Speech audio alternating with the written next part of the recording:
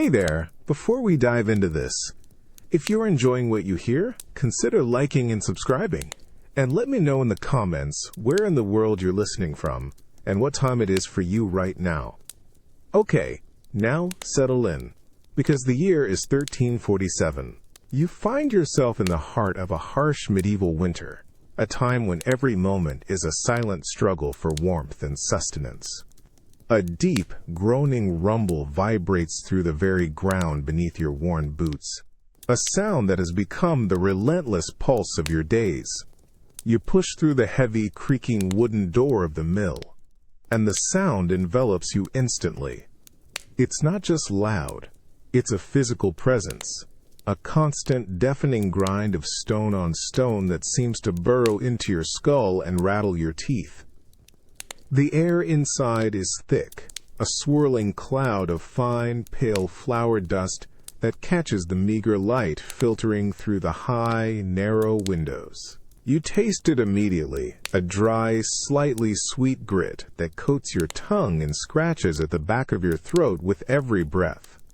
It settles on your eyelashes, frosting them white, and you blink against the irritation. Your tunic, already stiff with previous layers of grime and dampness, quickly gains a new, powdery skin. You grab the heavy, rough-hewn lever, your fingers numb from the biting cold that somehow penetrates even this enclosed space. The wood is splintered and slick with sweat from the hands that came before yours. Your shoulders ache even before you begin. A familiar protest from muscles that have known little rest. You brace your feet on the uneven floor and throw your weight into the movement, forcing the massive upper stone to turn, adding your own meager strength to the powerful, oxen-driven mechanism. The stone groans louder, a deep, resonant complaint, and you feel the strain travel up your arms, burning through your back, tightening your core. You can see the pale stream of grain feeding slowly into the maw of the mill, disappearing between the crushing stones. A slow, steady dust plume rises as it's pulverized, filling the air with the promise of bread. You glance across the room, catching the tired, glazed eyes of an old woman hunched over a sack, patiently sifting the newly ground flour. Her movements are slow, deliberate, her face etched with the same weary determination you feel simmering inside you. No words are exchanged, none are needed. The shared effort, the shared hunger, speaks volumes in the rhythmic creak and grind. Your hands are raw, scraped from the rough wood, but you keep pushing, your breath coming in ragged gasps. The scent of raw, processed grain hangs heavy, mingling with the damp earthiness of the mill itself, and a faint, almost metallic tang in the air. This isn't just work. It's a desperate ritual, a relentless battle against the encroaching emptiness of winter. You understand, with a clarity that aches deep in your bones, the true weight of bread. It's not just sustenance.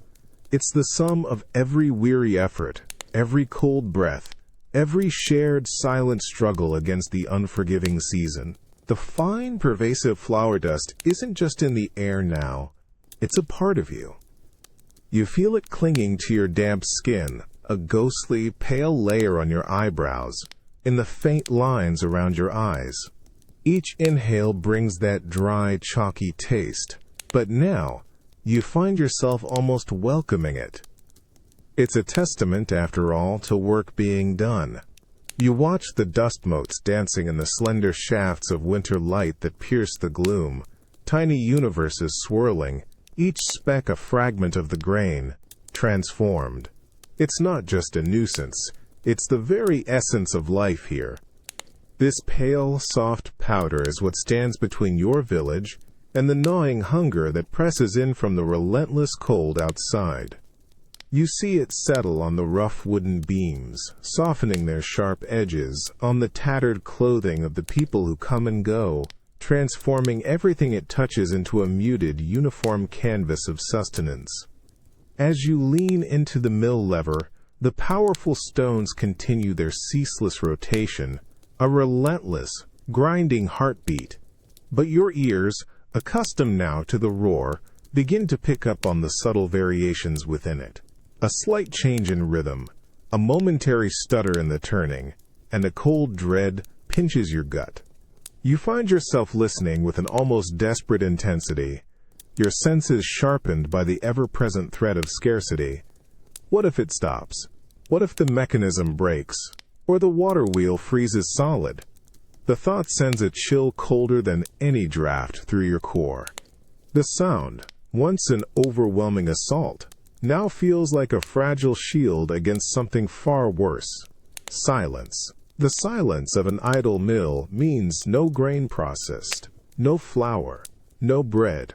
It means empty bellies, crying children, and the stark, uncompromising reality of true starvation in the depths of winter. You recall whispered stories, old women's tales of past winters, when the mills did fall silent, when the cold became a slow, creeping death that no fire could ward off. You see a young boy, no older than your own child, carefully scooping newly milled flour into a small linen bag. His movements are slow, precise, treating the dust with a reverence that transcends childhood play. He doesn't look up, but you see the intense focus in his eyes, the absolute seriousness with which he handles this precious commodity. This isn't just flour to him. It's tomorrow. It's the warmth of a hearth and the hope of seeing the spring sun. Your muscles burn, your breath is shallow, but you push harder. The physical exertion becomes a distraction from the growing knot of anxiety. You are a part of this machine, your sweat and effort lubricating its relentless turning, creating this life-giving dust. You look at your hands, rough and caked with the pale powder, almost indistinguishable from the grain itself. They are the hands that grind, that endure, that connect directly to the source of survival. The deafening rumble continues, a testament to life, to effort, to the collective will to survive. And you realize as the dust settles gently on your face that this relentless noise, this constant grinding, is not merely a burden. It is a desperate, beautiful song against the encroaching silence of winter. It is the sound of hope, thin and fragile, but undeniably present, echoing in the very air you breathe. The biting cold hits you the moment you step outside, an invisible fist slamming into your chest and stealing your breath. It's a clean, sharp shock after the flour-dusted air of the mill, and you feel the fine hairs in your nose instantly stiffen. You pull your thick woolen scarf higher, burying your chin in the rough fabric, but the air still feels like shards of ice scraping your throat with every inhale. Your boots crunch on the frozen ground, a sharp, brittle sound that seems to echo in the pre-dawn quiet. Every exhaled breath hangs in the air like a ghostly cloud, illuminated faintly by the lanterns carried by other early risers heading towards the well. The world outside is painted in shades of gray and white. The trees skeletal, their branches encased in a thin, shimmering glaze of ice that glints with a faint, otherworldly light. You pick your way carefully along the path, your gaze fixed on the treacherous ground. A sudden, unexpected sound pierces the stillness, a low, resonant crack that reverberates through the air. You flinch, your head snapping towards the frozen river that winds its way through the edge of the village. Another crack, louder this time, like a giant splitting wood. You know it's just the ice groaning under its own weight, shifting with the relentless cold, but a shiver travels down your spine that has nothing to do with the temperature. It's the sound of power, of nature's raw, indifferent strength. You reach the village well, where a small queue has already formed. Your fingers, already numb despite your thick, worn gloves, ache as you grasp the rough iron handle of the bucket. The metal is so cold it feels as if it's burning your skin. You see a young woman ahead of you, her face pinched with cold, struggling to pull up a full bucket. Her knuckles are white, and you notice the faint tremor in her hands. You offer a silent nod as she finally hauls it over the edge, her breath coming in ragged puffs. She doesn't meet your eyes, but you feel a shared understanding, a silent acknowledgement of the struggle. When it's your turn, you lower the bucket, hearing the thin crust of ice on the water's surface protest as it breaks. The water, when it comes up, steams faintly in the frigid air, a stark visual reminder of its fleeting warmth compared to the pervasive chill. The sheer weight of the full bucket is immediate, heavy, pulling at your shoulder as you lift it. Your muscles protest, already stiff from the millwork. Each step back towards your home feels like an individual effort, a conscious battle against the icy path and the persistent, biting wind that seems to find every gap in your clothing. The world has become a relentless test of endurance, where every movement, every breath, is a small victory against the overwhelming force of the winter. You begin your slow journey back from the well, the heavy bucket of water sloshing against your leg with each careful step. The weight is a constant, dragging pressure on your arm and shoulder, but it's the ground beneath your feet that truly demands your attention. You lift your worn leather boots with exaggerated care, testing each patch of earth before committing your weight. The village path is no longer a simple ribbon of dirt.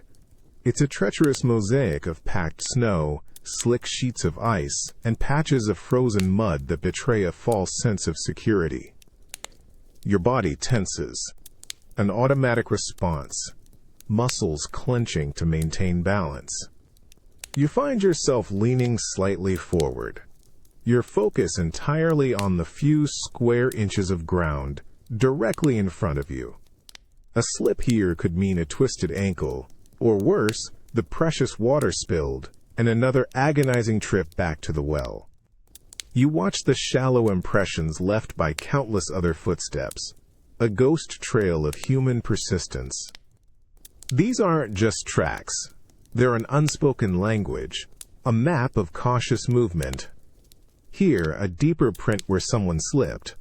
There, a scuff mark where a boot caught purchase. This path, though perilous, is a lifeline, carved out by the sheer necessity of survival. It connects hearth to well, hearth to mill, a fragile thread woven through the indifferent landscape of winter. A sudden gust of wind, sharp and unforgiving, whips around the corner of a nearby wattle and daub hut. It tears at your hood, pushing against you, threatening to throw you off balance. You brace your legs, leaning into the unseen force, your knuckles white on the bucket handle. The cold bites at any exposed skin, a constant nagging reminder of the thin barrier between you and the elements. You see the faint shimmer of frost on the bare branches of a nearby oak, its skeletal fingers seemingly reaching for the weak morning sun. Every breath you take feels thin, shallow, drawn against a resistance. Ahead, another figure moves slowly, equally burdened, their back hunched against the wind.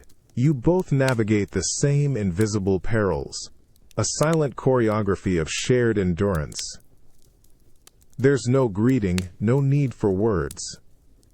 A quick glance, a slight shift in footing as you pass, acknowledging the common struggle. The frozen world demands complete attention, leaving little room for pleasantries. Your thoughts narrow, focusing only on the next careful step, the steady rhythm of your breathing, the precious, sloshing water. You pass the blacksmith's forge, and a faint, acrid scent of burning coal momentarily cuts through the clean, cold air. You hear the muffled clang of a hammer against metal, a distant counterpoint to the wind's whistle, another sound of life stubbornly persisting. It's a small comfort, a reminder that the village breathes, even in this suspended, frozen state. Every sign of human effort, every maintained path, every wisp of smoke from a chimney becomes a beacon of resilience in a world trying to freeze still. You walk on, a small part of this determined, unspoken procession, each step a testament to the stubborn, enduring will to simply continue. A metallic tang, almost sweet but deeply unsettling, stings your nostrils. It's a scent that cuts through the frigid air, distinct from the usual damp earth and wood smoke. You follow it, compelled, towards a small, sheltered clearing behind the communal butchering shed.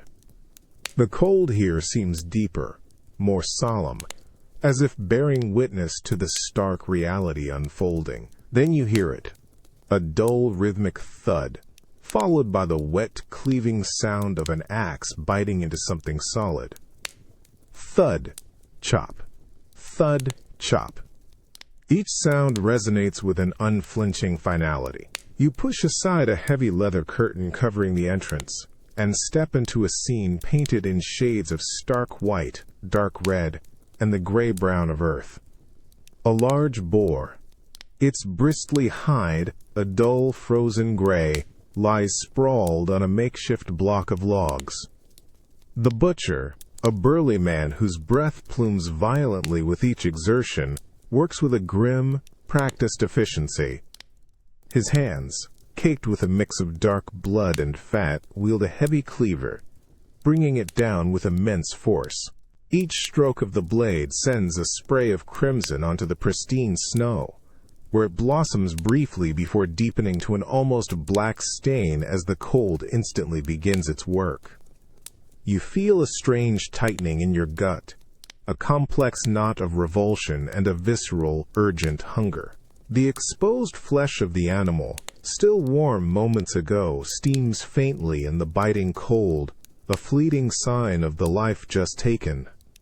You watch as the sharp blade severs sinew and bone, revealing the rich, dark muscle beneath, the marbled fat, the organs that sustain. This isn't just an animal, it's a lifeline, a hard-won victory against the lean, hungry months of winter.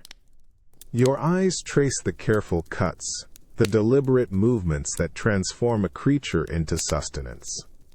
You see the deep creases of fatigue around the butcher's eyes, the set of his jaw, the sheer, unrelenting effort in his every action.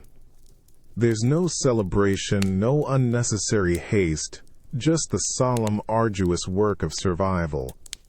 A few other villagers stand by, silent, waiting for their turn, their faces drawn but their eyes fixed on the unfolding process with an almost desperate hope. Each person carries a small sack or basket, their future sustenance held within its folds. The metallic smell of fresh blood mingles with the faint, earthy scent of the animal, and the crisp, clean air. It's a potent, uncompromising aroma, the smell of sacrifice and necessity.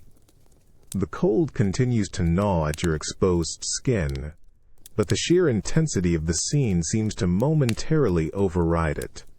You are reminded, in this brutal clarity, that the cost of warmth, of strength, of another day, is often paid in such raw, unflinching moments. It's the truth of survival, laid bare. This isn't merely food, it is a profound testament to the unyielding struggle against a season determined to claim what it can. The metallic tang of blood still hangs heavy, but now a new, richer scent begins to emerge. The earthy, almost sweet aroma of organ meat, and the faint, greasy smell of rendered fat starting to cool in the crisp air. You watch as the butcher's movements, while still powerful, become more precise, more delicate. He's not just cleaving now, he's dissecting, understanding the intricate puzzle of muscle and sinew. Your eyes follow his knife as it glides with astonishing skill, separating the liver, dark and glistening, from its connections. Then the heart, a dense, muscular fist that beat moments ago, is carefully placed aside. The kidneys, smaller and firmer, join the pile. Nothing is discarded, nothing tossed away. You see him begin to scrape the fatty deposits from the inner cavity, piling them into a separate wooden bowl. Every speck destined for rendering, for cooking, for light, for warmth. He works efficiently, his breath still fogging in the air, but his focus absolute. There's no wasted motion, no hurried carelessness. Each cut is deliberate, an unspoken testament to the value of every single piece. You notice the villagers waiting their turn now approach, not just with their sacks, but with small, specific requests. One points to a particular piece of sinew, another to a section of ribs, their eyes conveying the depth of their need. You feel the weight of their silent appeals, the stark reality of how little separates sustenance from starvation in these times. You watch as the butcher's assistant, a quiet young man with nimble fingers, carefully begins to unspool the intestines, preparing them for cleaning. It's a messy, intimate process, but performed with the same unwavering dedication. There is no squeamishness, only a profound respect for the potential within each coil, for sausage casings, for a nutrient-rich broth. You hear the dull thud of bones being carefully gathered, destined for soup pots that will simmer for days, extracting every last ounce of flavor and sustenance. The biting cold, rather than a hindrance, becomes an ally here. It chills the meat quickly, a natural preserver, ensuring that this hard-won bounty will last as long as possible. You see the cuts of meat firming, the fat solidifying, sealing in the precious energy. The air hums with the unspoken understanding that every tendon, every sliver of fat, every marrow-rich bone holds a piece of survival. You feel a deep, quiet gratitude as you take your own small portion, wrapped in a piece of rough cloth. It's not just food, it's the meticulous effort of human hands, the understanding of how precious life is, transformed. It's the realization that in this harsh world, to waste even the smallest part is to surrender a fragment of hope, to deny another day's strength. You carry it home, the warmth of the meat, a stark contrast to the persistent cold, knowing that this small offering is not just sustenance, but a carefully woven thread in the fragile tapestry of winter's survival. A dry, hollow smell of ancient wood fills your nose as you push open the heavy door of the granary. It's a scent unique to these vast, timbered spaces. But beneath it, a faint, lingering sweetness. The ghost of countless harvests past, a scent that now feels more like a memory than a promise. You step inside, and the cold air, though not as biting as the wind outside, wraps around you with a deeper, more pervasive chill. This isn't the active cold of winter. It's the stagnant, still cold of a space left largely unoccupied. Your gaze sweeps the cavernous space, immediately registering the stark, undeniable truth. The enormous wooden bins, built to hold a village's bounty, stand mostly empty. Where once grain rose in golden overflowing mounds, now there are only shallow depressions, a fine layer of pale inert dust clinging to the bottom. It's a quiet emptiness, profound and unnerving. The silence within these walls is broken only by the soft scrape of your boots on the worn earth floor and the faint creak of the aging timbers overhead. You walk slowly towards the largest bin, your hand instinctively reaching out to touch the rough, splintered edge of the heavy wood. It feels dry and cold beneath your fingertips. You peer down into its depths, seeing nothing but the pale sheen of dust, a testament to what was once here and what is now gone. The lingering scent of grain is strongest here, a teasing echo of sustenance, almost cruel in its ethereal presence. You lean over, inhaling deeply, trying to draw some comfort, some certainty from the faint aroma, but it dissipates quickly, leaving only the dry wood and the cold. You move to the next bin, then the next, pulling aside the heavy burlap covers. Most are the same, desolate and bare. A few hold small, dwindling piles of rye or barley, their quantity visibly diminished since your last visit. You stoop, plunging your hand into one of these remaining heaps. The grain feels dry, brittle, individual kernels slipping through your fingers like time itself. It's a precious sensation, the texture of survival, and you hold it for a moment before letting it fall back. Each grain is a concentrated nugget of hope, a desperate measure against the long, hungry week stretching ahead. You notice the faint, chewed edges on some of the upper beams, small, telltale signs of unseen visitors, tiny mouths seeking what you are guarding so fiercely. A fresh shiver runs through you, not from the cold, but from the realization that even these meager remnants are under constant threat. Your eyes search the shadowy corners, a primal vigilance stirring within you. This isn't just a place to store food. It's a vault against starvation, and its increasing emptiness is a stark visual tally of your dwindling chances. Standing in the heart of this vast echoing emptiness, you understand that the wealth of a village isn't measured in gold, but in the hushed presence of grain within these walls. The silence here, broken only by your anxious breath, is not merely quiet. It is a profound, foreboding stillness, a heavy question mark hanging over the very survival of your people. It's a cold reminder that hope, too, can be measured in handfuls, and that winter is a season of relentless calculation. The dry, hollow smell of old wood in the granary is sharper now, each breath a chilly reminder of dwindling reserves. You stand before one of the few bins that still holds grain, a small, sad mound of pale wheat that barely covers the bottom. You reach in, scooping up a handful, letting the kernels sift through your fingers. Each one is a promise, fragile and precious, but collectively, they feel terrifyingly few.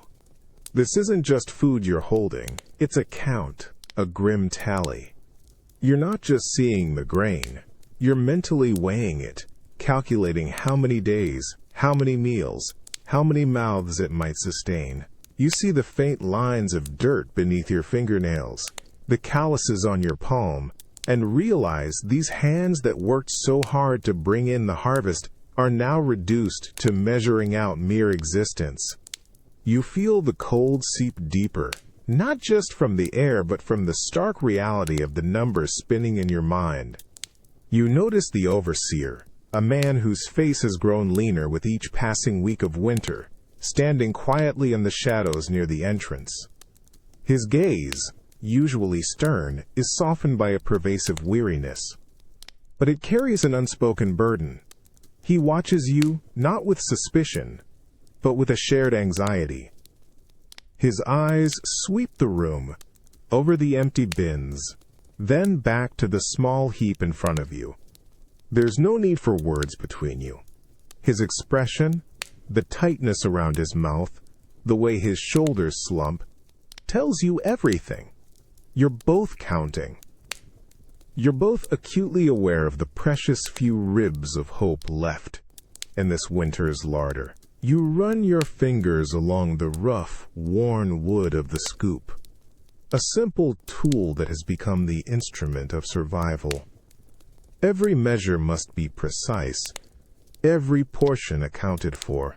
You can almost feel the collective hunger of the village pressing in, a ghostly weight on your shoulders, amplified by the silent, empty echoes of this granary.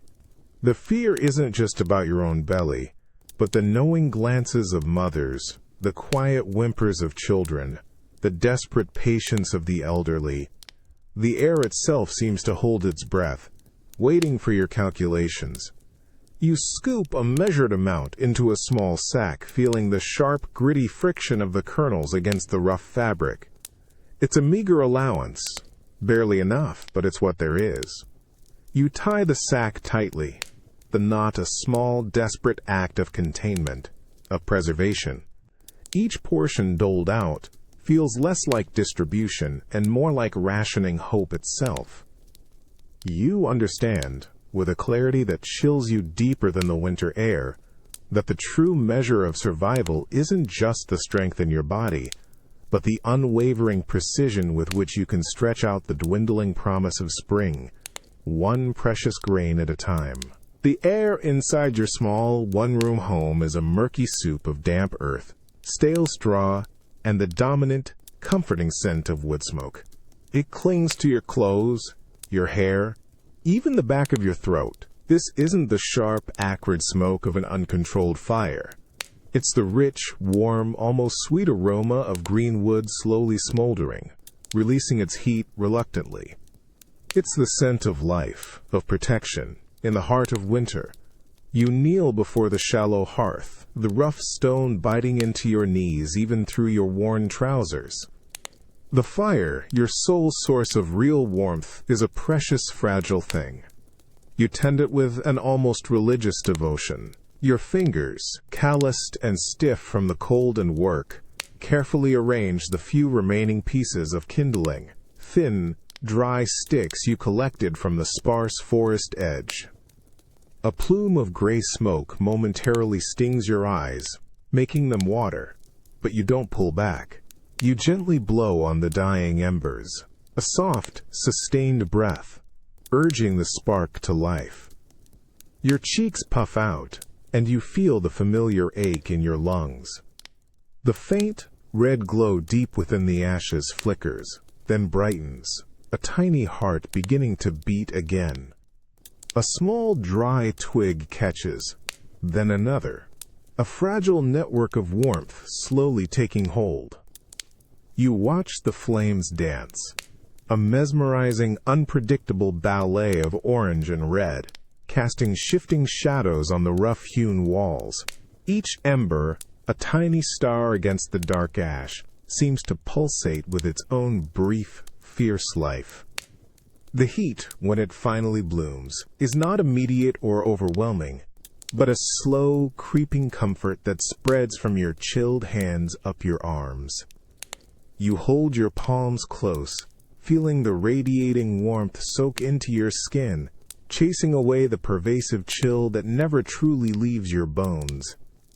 A low, soft crackle and hiss accompanies the growing flame, a gentle lullaby against the roaring wind that you can still hear faintly pressing against the outside walls. You observe the other figures huddled close to the hearth, your family. They are silent, their faces illuminated by the flickering light, their eyes fixed on the fire with the same desperate hope as your own. A small child wrapped in a tattered blanket reaches a tiny hand towards the warmth, a pure, innocent gesture of need. You see the faint shadows beneath your wife's eyes, the way she shivers occasionally, despite being so close to the heat. This fire is more than just warmth. It's a focal point. A tiny sun in the endless night of winter. It's where meager meals are cooked, where stories are whispered, where the sheer endurance of another day finds its quiet celebration. As you add a slightly thicker piece of wood, hearing it sigh and crackle as the flames take hold, you taste the smoke again, now mingled with the faint, comforting scent of your boiling pot. It's the taste of survival, of shared resilience, and the fragile, flickering beauty of hope. The wood smoke in the air, once a comfort, begins to feel heavier, almost smothering, as the fire slowly dwindles. You watch the flames, once so eager, now shrink, becoming hesitant, retreating deeper into the hearth. Each flicker is a small farewell, each dying ember a silent acknowledgement of the impending night and the even deeper cold it brings. You have no more wood to add. Your small pile of salvaged branches and dried roots is gone, consumed by the relentless demands of the past days and nights. You carefully stir the dying embers with a stick, trying to coax one last gasp of warmth, a final flicker of light. A few sparks reluctantly rise, dance briefly in the gloom, and then vanish into the heavy air. The heat recedes, leaving behind only a faint, residual warmth that quickly dissipates. The silence that follows the dying crackle of the fire is immediate and profound, a heavy blanket that drops over the room. It's not a peaceful silence. It's a cold, stark absence, filled with the amplified sounds of the outside world. The mournful groan of the wind around the eaves, the faint, distant howl of an unseen animal. You feel the cold returning, not just as an external presence, but as an internal ache, a deep, bone-weary chill that seems to emanate from within your very core. You pull your tattered woolen cloak tighter around your shoulders, but it offers little resistance to this pervasive cold. Your family huddles closer, their forms barely visible in the encroaching darkness. You feel the small, cold hand of your child reach for yours, clutching it instinctively. There's a quiet desperation in that touch, a silent plea for the warmth that has abandoned you. You squeeze back, offering the only comfort you can, a shared presence against the encroaching emptiness. The smell of smoke slowly fades, replaced by the damp, earthy scent of the hut, and an underlying bitterness, the faint, unmistakable odor of bodies enduring cold. Your eyes strain in the gloom, trying to discern the familiar shapes of your home, but everything is becoming indistinct, swallowed by the darkness.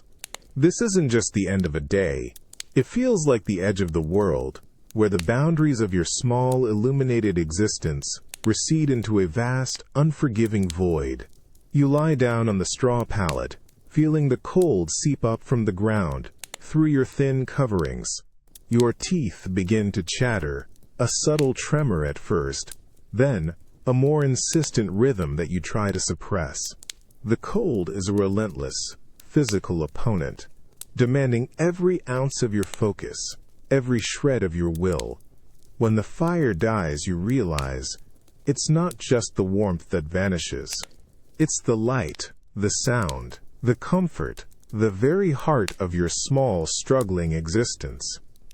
The world, in its deepest, most terrifying sense, truly ends, and you are left with nothing but the cold, and the unwavering, silent hope that dawn will somehow, miraculously, arrive. A persistent, earthy smell, distinct yet familiar, prickles your nose as you settle onto the narrow wooden bench. It's the scent of lanolin, of unwashed sheep, the raw essence of the wool that surrounds you. It's not unpleasant, but a constant, slightly greasy aroma that clings to the air in this small, dim corner of the communal weaving shed. The chill here is different, too. A dry, pervasive cold that feels less like ice and more like a steady, unyielding pressure. You reach for a hank of spun yarn, your fingers, still stiff from the morning's chill, immediately encountering the rough, coarse texture of the raw wool. It chafes against your skin, a familiar friction, but you barely notice it. Your fingers work with practiced efficiency, threading a new shuttle, the wood smooth and worn from countless passes. The air is still, save for the faint, steady breathing of a few other women similarly bent over their looms nearby. Then you begin. Your foot presses down on the treadle, a solid, deliberate motion. A low, rhythmic tide reverberates through the heavy wooden frame of the loom. Your hand shoots the shuttle, a small boat of yarn, across the warp threads. It flies with a crisp, satisfying clatter as it passes through the open shed. Then your other foot presses, another asterisk thud, and you batten the newly laid weft thread firmly into place with a heavy wooden comb, a dull, the thwack that settles the fibers. Thud, clatter, thwack. Thud, clatter, thwack. This isn't the intense, full-body strain of the mill, nor the sharp, cold shock of fetching water. This is a different kind of labor. Repetitive, precise, demanding, a sustained focus that quiets your mind. Your shoulders begin to ache, a deep, persistent throb from the continuous forward and backward motion. Your eyes, accustomed to the low light, focus intently on the emerging pattern, watching the coarse threads slowly interlace, transforming from loose strands into a solid, tangible fabric. You feel the slight tension in the warp threads, taut against your fingertips, almost vibrating with the rhythm of your work. The wooden shuttle, warm from your hand, feels like an extension of your own will. You glance at the woman next to you, her back bent, her headscarf pulled low. Her loom sings the same monotonous song, a testament to shared industry. No words are exchanged, but a quiet understanding passes between you, a recognition of the collective effort to create warmth, to hold back the piercing cold. Each pass of the shuttle, each firm thwack of the batten, is a small act of defiance against the harshness of winter. You watch the fabric grow, inch by painstaking inch, a rough, practical shield against the elements. It's not beautiful in an elaborate way, but in its raw utility, its promise of protection.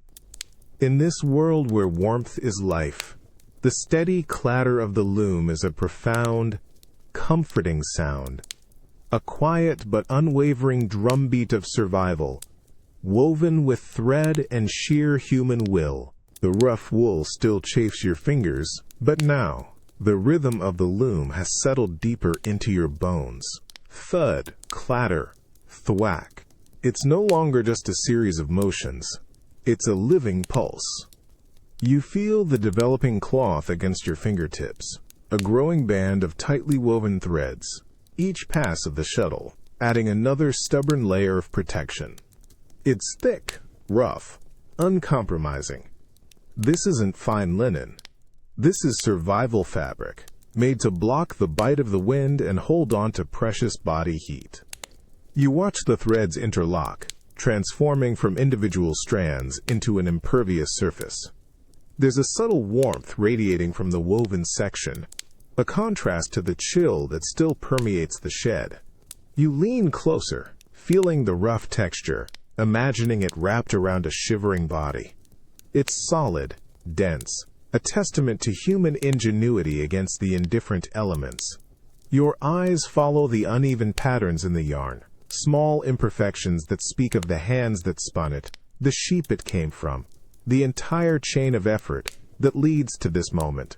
Your shoulders ache, a dull, persistent companion, but your focus remains unwavering. You feel the subtle shift in your balance, the unconscious rhythm of your body moving with the machine, a silent dance. The air around you, once filled only with the raw scent of wool, now carries the faint, dry smell of newly worked cloth. You glance at the woman across from you, her concentration just as absolute.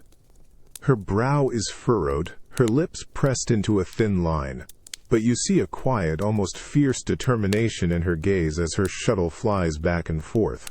You are both creating a shield, thread by thread, against the unseen enemy outside.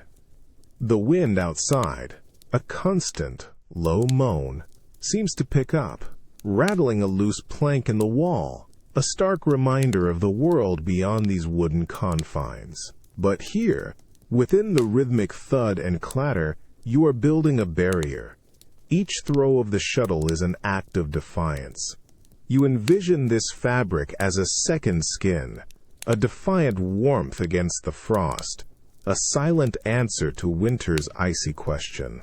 You reach the end of a section, snipping the yarn with a small, sharp knife, feeling the satisfying tension release.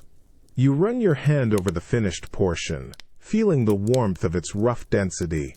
It's more than just cloth. It's a testament to patience, to endurance, to the human will to shield itself from the cruelest seasons. This weaving, you realize, is not just a chore. It's a tangible act of hope, a carefully constructed promise of warmth against the unyielding, relentless invasion of the cold. The air in this small, crowded hut is heavy with a cloying, medicinal scent, a blend of crushed herbs, damp earth, and an underlying sickly sweetness that tells its own grim story. It clings to your throat, making each breath feel thick and difficult. You step carefully over the threshold, your boots sinking slightly into the perpetually damp earth floor, and the low murmur of hushed voices barely registers.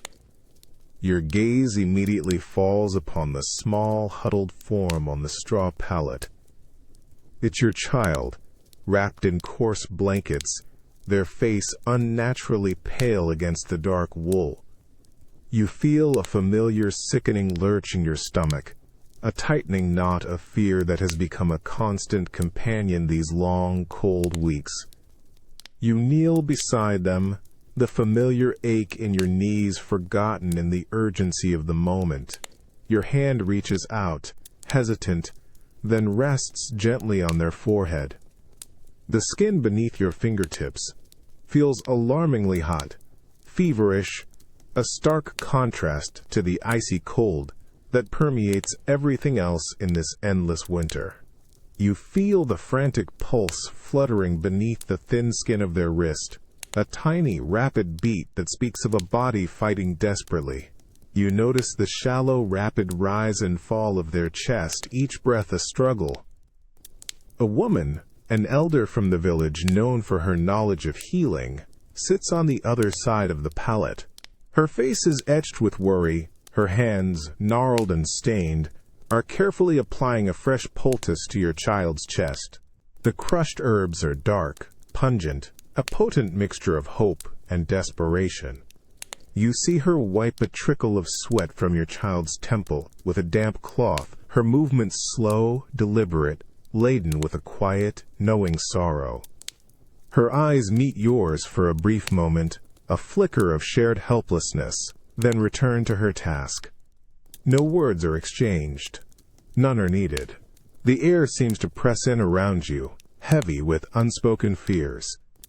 You feel the scratchy wool of the blanket, the coarse texture of the straw beneath your knees, every sensation heightened by your anxiety. The raw, guttural cough that racks your child's small body tears through the quiet of the hut, a sound that strikes you with a brutal, visceral force. You instinctively reach out, wanting to offer comfort, to somehow absorb their pain, but your touch feels so inadequate, so powerless against this unseen enemy.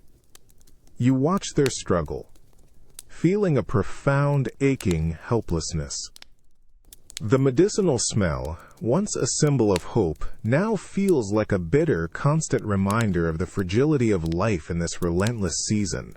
In this moment, the weight of winter bread feels less about hunger, and more about the crushing burden of seeing those you love caught in its cruel grip, and being able to do nothing but simply be present and hope. The fire is long dead, leaving behind only the cold, damp scent of ash and the pervasive chill of the hut. You lie on the straw pallet, every part of you aching with a deep, bone-weary cold that seems to hollow out your very core. But next to you, a different heat emanates, a terrifying, feverish warmth from your child's small body, a stark, painful contrast to the frozen world around you. You pull the coarse wool blanket higher, tucking it around their chin, but it feels futile. Your fingers, numb with cold, brush against their cheek, and the heat feels even more intense, burning. You hear the shallow, rattling breaths they take, each one a fragile, desperate sound in the profound darkness. The wind outside howls, a mournful, relentless cry that presses against the thin walls of your home, seeming to mock your helplessness. You hear the creak of the old timbers, the faint, distant yelp of a fox, Sounds that usually fade into the background, but now pierce the heavy silence with unsettling clarity. Your eyes, wide open, strain against the absolute blackness, seeing nothing but the faint, shadowy outlines of the hut. You can almost taste the dry fear in your mouth, a metallic, bitter sensation that refuses to leave. You shift, trying to find a position that might offer some comfort, some warmth, but the cold is relentless, seeping into every joint, every muscle. You feel the slow, steady tremor of your own body, a deep shiver that originates not just from the external cold, but from the raw, unadulterated fear for this tiny, precious life beside you. You close your eyes, clenching them tight, and a silent plea forms in the depths of your mind. It's not a formal prayer with recited words, but a desperate, guttural cry of the heart, reaching out into the vast, indifferent darkness of the winter night. You ask for dawn, you beg for warmth, you plead for the fever to break, for the small struggling breaths to deepen, for a sign of relief in this suffocating darkness. It's a raw, unadorned offering, born of absolute desperation, whispered into the void of the night. You hold your child closer, feeling their fevered skin against your own chilled chest. Their small hand, still clutching your finger, is hot and limp. You listen to their breathing, your entire being focused on that one, fragile rhythm, willing it to continue, to strengthen. Time stretches, endless and unforgiving, each second a heavy burden. The wind continues its song of desolation. In this profound darkness, surrounded by the biting cold and the raw vulnerability of life, you realize that hope itself becomes a whispered prayer, a silent, unyielding demand for another sunrise, for the chance to simply keep enduring, one fragile, desperate breath at a time. The frigid air bites at your exposed cheeks, sharp as a whetted blade, and you pull your hood tighter, burying your nose in the rough wool. Every step you take echoes with a crisp, dry crunch as your worn boots break through the frozen crust of snow. It's a sound that fills the pre-dawn forest, stark and magnified in the profound silence, betraying your presence with every movement. You navigate the familiar path, now a ghostly trail beneath a fresh layer of white, your eyes scanning the ground ahead. The trees stand like sentinels, stark and skeletal, their branches laden with heavy, pristine snow. A thin, gray light begins to filter through the canopy, painting the forest in hues of cold blue and muted silver. The air is still, so incredibly still that even your own breath, pluming in white clouds, feels like an intrusion.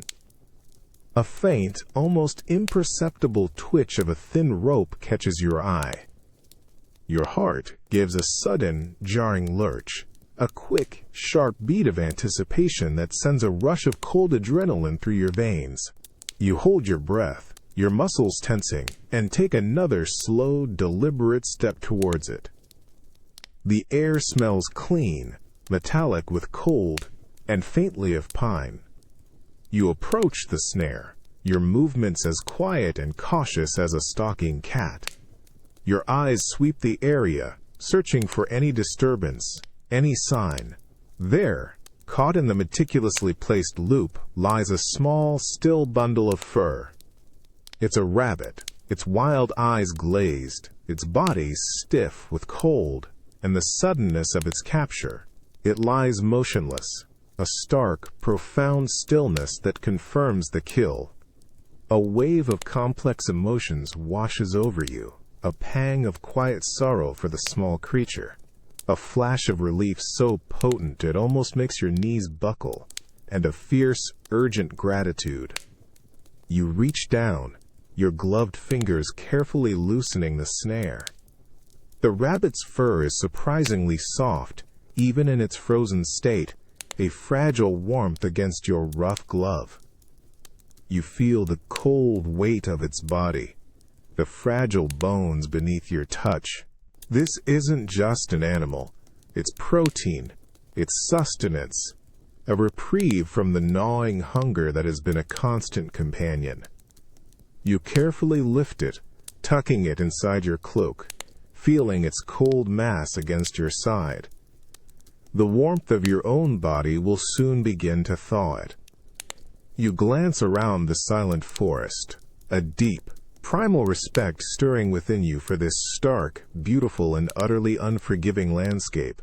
The crunch of the snow as you resume your path feels different now, imbued with the quiet triumph of survival, a testament to the desperate, ongoing dance between life and the merciless hunger of winter.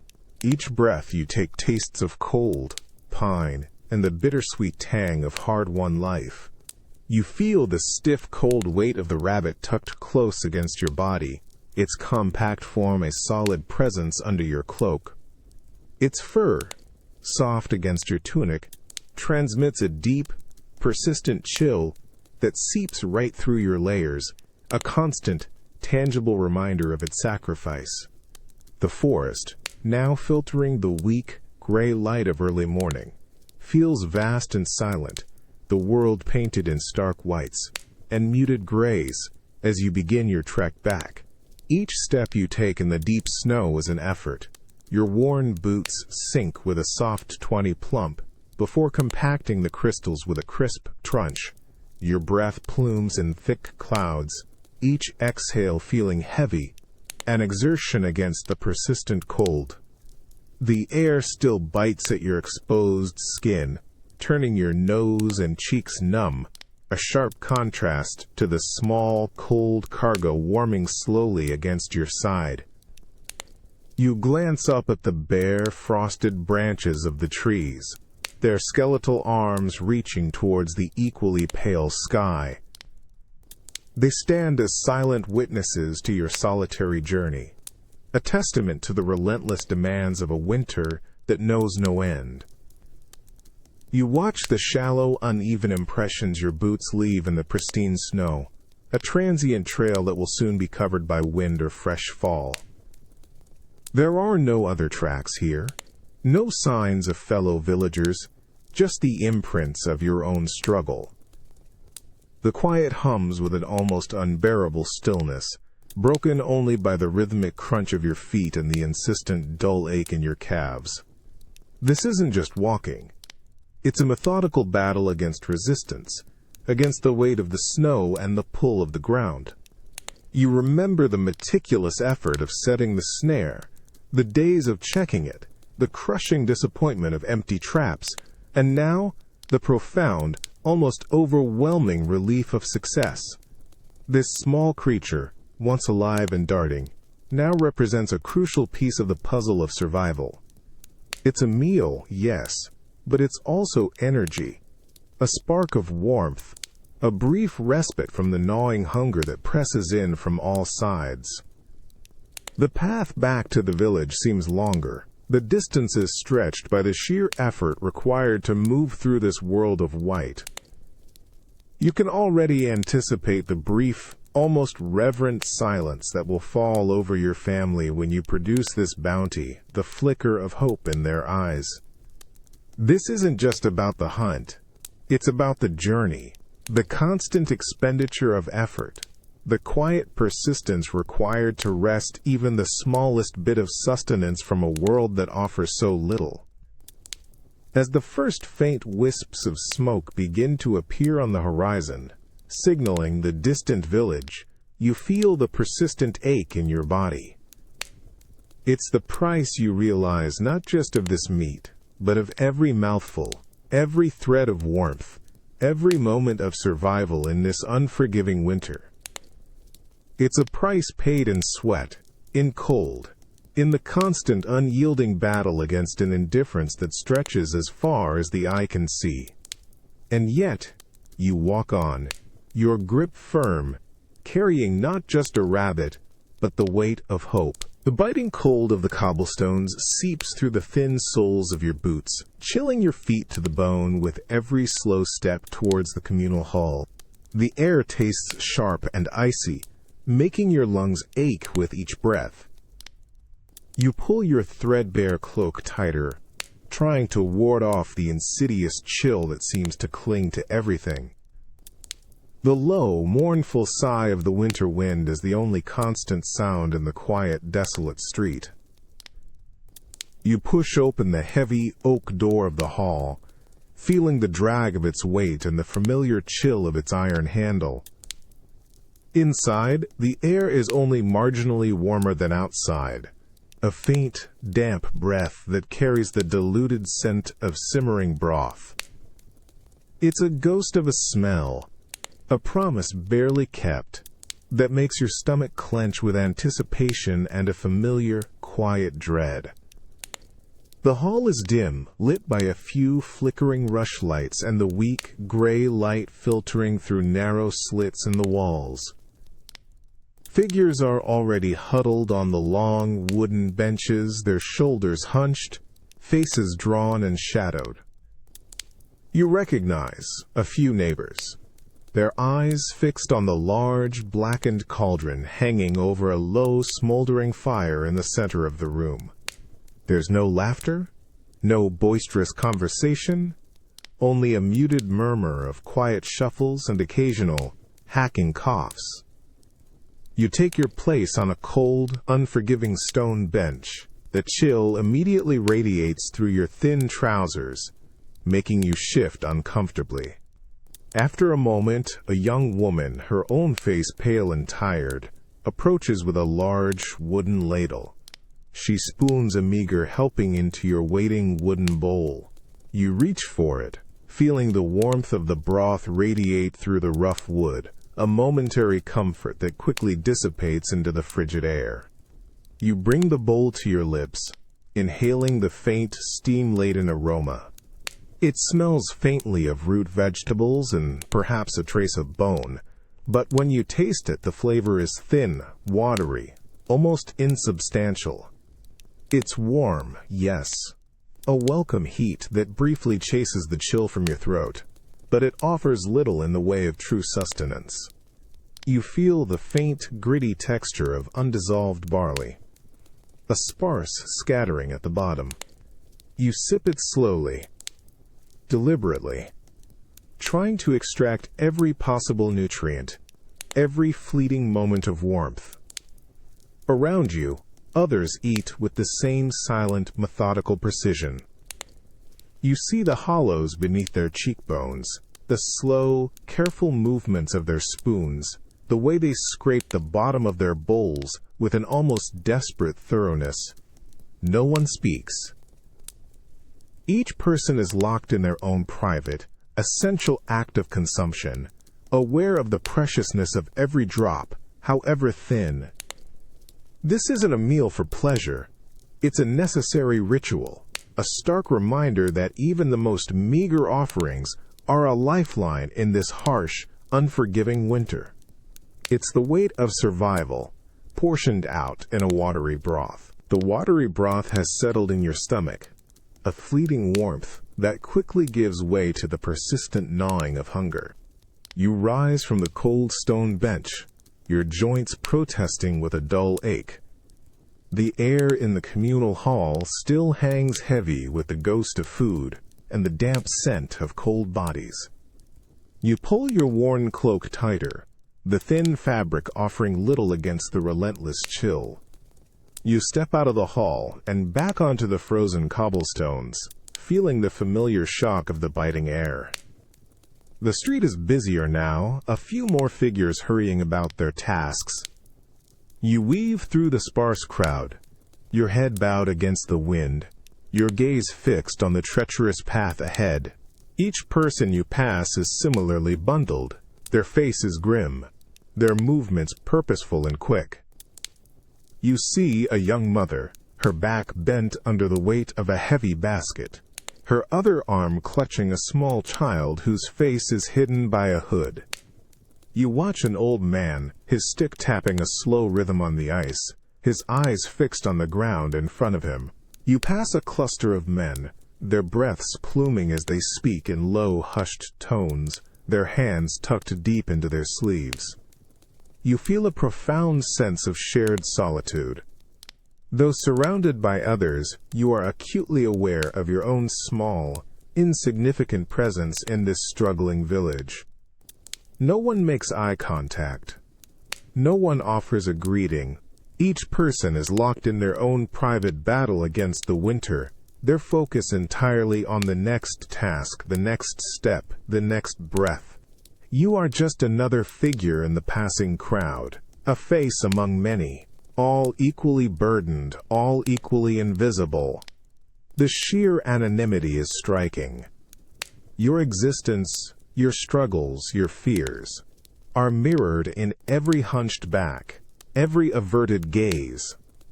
You feel the collective weight of their silence, a heavy shroud woven from scarcity and cold. The familiar sound of your own boots crunching on the snow is the only consistent sound, a small anchor in this swirling, indifferent current of humanity. You notice the thinness of the arms carrying baskets, the careful economy of movement, the lines of worry etched deep around every eye. You are all connected by this struggle, yet utterly alone in its experience. It's a strange paradox of existence in these brutal times. You are part of a community, bound by a shared fate, yet the burden of survival is carried, piece by painstaking piece, by each individual. As you continue your slow, deliberate journey, you understand that in this desperate season, the deepest bond is often the silent acknowledgement of shared endurance, the unspoken understanding that everyone, to some degree, carries the weight of invisibility in a passing crowd. The crisp, icy air still bites, but now it carries a faint, persistent scent, distinct from the usual wood smoke and damp earth. It's the sharp, clean aroma of incense, mingling with the deeper, almost primal smell of wood ash and melting wax.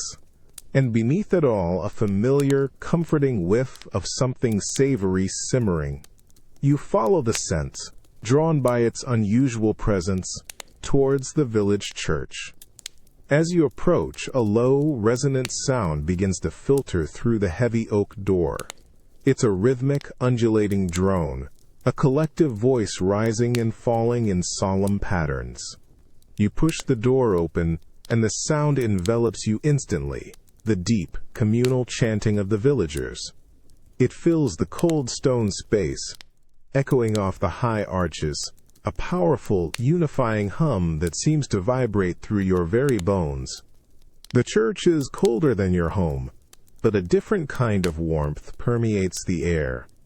It's a spiritual heat, born of shared purpose and communal faith. Candles flicker on the altar, casting dancing shadows on the worn frescoes, and their warm beeswax scent adds to the air. You join the small congregation, feeling the cold of the stone floor through your boots, yet the vibrant sound of the chants wraps around you, a temporary shield against the external chill. Your gaze travels to the front, past the bent heads of your neighbors, to a large iron cauldron hanging over a small contained fire in the nave. It's unusual for the church, but a symbol of the times. A thick plume of steam rises from the pot, twirling lazily in the candlelight, carrying the undeniable aroma of a rich, hearty stew. It's a much deeper, more substantial smell than the watery broth of the communal hall, thick with herbs, root vegetables, and the promise of actual meat. Your stomach clenches, a profound, urgent hunger stirring within you. You watch the steam, mesmerized by its dance, almost tasting its richness on your tongue. The sound of the chants continues, a steady, unwavering force, weaving through the visual of the steaming cauldron. It's a strange juxtaposition, the spiritual devotion, the communal voice, and the raw, undeniable reality of physical hunger, all converging in this cold, sacred space. You feel the rough wool of your cloak against your cheek, the stiffness of your own cold fingers. But your mind is drawn into the rhythm of the prayer, even as your body yearns for the sustenance emanating from the pot. You see the faces of the people around you, illuminated by the flickering candlelight. Their eyes are closed in devotion, but their lips move with the chants, their expressions a mix of weary hope and desperate faith. This isn't just a gathering for spiritual comfort. It's a collective act of seeking solace and strength, not just for the soul, but for the body itself. The chants are a plea, a demand, a fragile assertion of hope in the face of an unforgiving winter, a tangible connection between spiritual belief and the very real need for warmth and food. The heavy chanted prayers echo around the cold stone walls of the church, a deep, resonant hum that presses down on you even as it uplifts. The air is thick with the scent of incense, melted wax, and the rich, comforting aroma of the stew simmering in the cauldron. You feel the cold of the stone floor beneath your boots, a persistent chill that never quite leaves, but the promise of warmth from the pot ahead is a powerful draw. You watch as the priest, a stern but compassionate man, moves from the altar towards the large cauldron. His robes, though worn, still hold an air of authority, a stark contrast to the threadbare tunics of the villagers. He stirs the thick stew with a long wooden paddle, the scent blooming into the air, richer now, more potent. You hear the soft murmur of appreciation ripple through the congregation, a collective sigh of anticipation. When it's your turn, you step forward, your wooden bowl outstretched. The priest scoops a generous portion into it, the thick, steaming liquid filling your bowl almost to the brim. You see chunks of hearty meat, root vegetables, and thick barley, a stark difference from the watery broth you sometimes receive. The heat instantly warms your hands, a deep, radiating comfort. You meet the priest's gaze for a fleeting moment. His eyes hold a mixture of concern and a quiet, knowing power. He nods, a small, significant gesture. You feel a complex mix of gratitude and a subtle, unsettling weight. This is charity, a gift in a time of desperate need. It's sustenance freely given, but it carries an unspoken understanding. This meal is a lifeline, a testament to the church's benevolence, and it creates a debt, not of coin, but of loyalty, of faith, of continued presence. You see the same silent understanding in the eyes of the other villagers as they receive their portions. The bowed heads, the quick, humble nods, the almost furtive glances towards the priest. You retreat to your place, cradling the warm bowl. You taste the stew, and it is rich, savory, deeply nourishing. The robust flavor explodes on your tongue, a stark contrast to the blandness that has defined your diet for weeks. Each mouthful is a small triumph against hunger, a potent reminder of what true sustenance feels like. You feel the warmth spread through your chest, a deep, satisfying heat that begins to chase away the persistent cold in your bones. As you eat, you listen to the continued drone of the chants, now feeling less like a spiritual embrace and more like a quiet affirmation of the social order. This meal, you realize, is not just food for the body. It is also a reinforcement of connections, of power, of the intricate web that holds your struggling community together. It's a reminder that even in the most desperate times, where food is life, there's always a subtle, unseen cost, a debt of gratitude in the offering of a meal. A sharp, pungent scent, overwhelmingly salty and distinctly of the sea, hits you the moment you step into the small, packed storage shed. It's a dry, bracing aroma that makes your eyes water slightly and seems to coat the back of your throat. You feel the grit of dried salt on the earthen floor beneath your boots. A fine, pervasive dust that permeates everything in this space. The air is cold, but with a different quality than the outdoor chill. a briny, preserved cold that speaks of long journeys and distant waters. You push past heavy, coarse sacks, their rough texture scraping against your arm. Your gaze falls upon the rows of wooden barrels and large open crates that fill the shed. Inside, packed tightly in layers of coarse salt, lie hundreds of dried and preserved fish. Their muted, silver-gray scales are dulled by the salt, their forms stiff and unyielding. The sheer quantity is impressive, a stark contrast to the dwindling grain in the granary. You reach into a barrel, your fingers digging through the crystalline salt. It feels granular and cold, clinging to your skin. You grasp a fish, its dried, rigid form surprisingly light in your hand. The overpowering scent intensifies as you pull it free, a strong, almost bitter aroma of the ocean combined with the sharp sting of pure salt. You feel the rough, scaled skin, the bony frame, the complete transformation from a living creature to a preserved commodity. A woman nearby, her face weathered and stern, is meticulously resalting a stack of fish in another barrel. Her hands work with an almost ritualistic precision, sprinkling fresh salt over each layer, ensuring every inch is coated. You watch her, sensing the immense importance of her task, the silent vigilance required to keep this crucial winter store safe from rot and vermin. She glances at you, her eyes meeting yours with a shared understanding of the value of this preserved bounty. Before returning to her work without a word, you bring the dried fish closer, a sense of relief washing over you. This isn't fresh meat or rich stew, but it is reliable, long-lasting protein.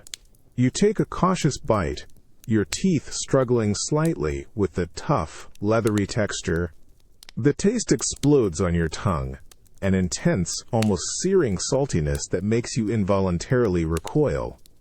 It's overwhelming, a potent shock that puckers your mouth and prickles your tongue. But beneath the salt there's the distinct, familiar flavor of the sea, a deep, nourishing taste that promises strength.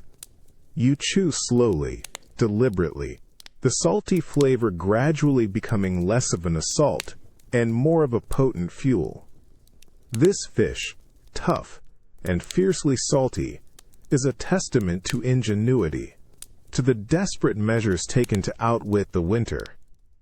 It's the raw, unadorned taste of survival, preserved and enduring, a small, powerful anchor in a world that offers precious little else.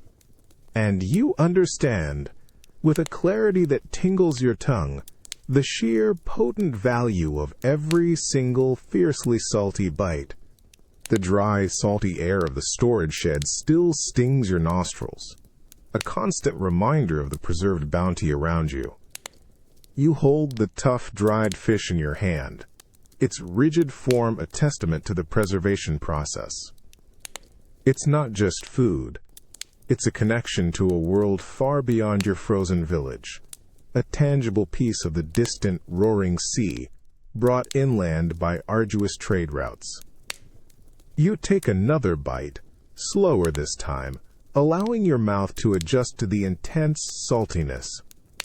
It's still overwhelming, but now a deeper, more complex flavor emerges beneath the initial shock.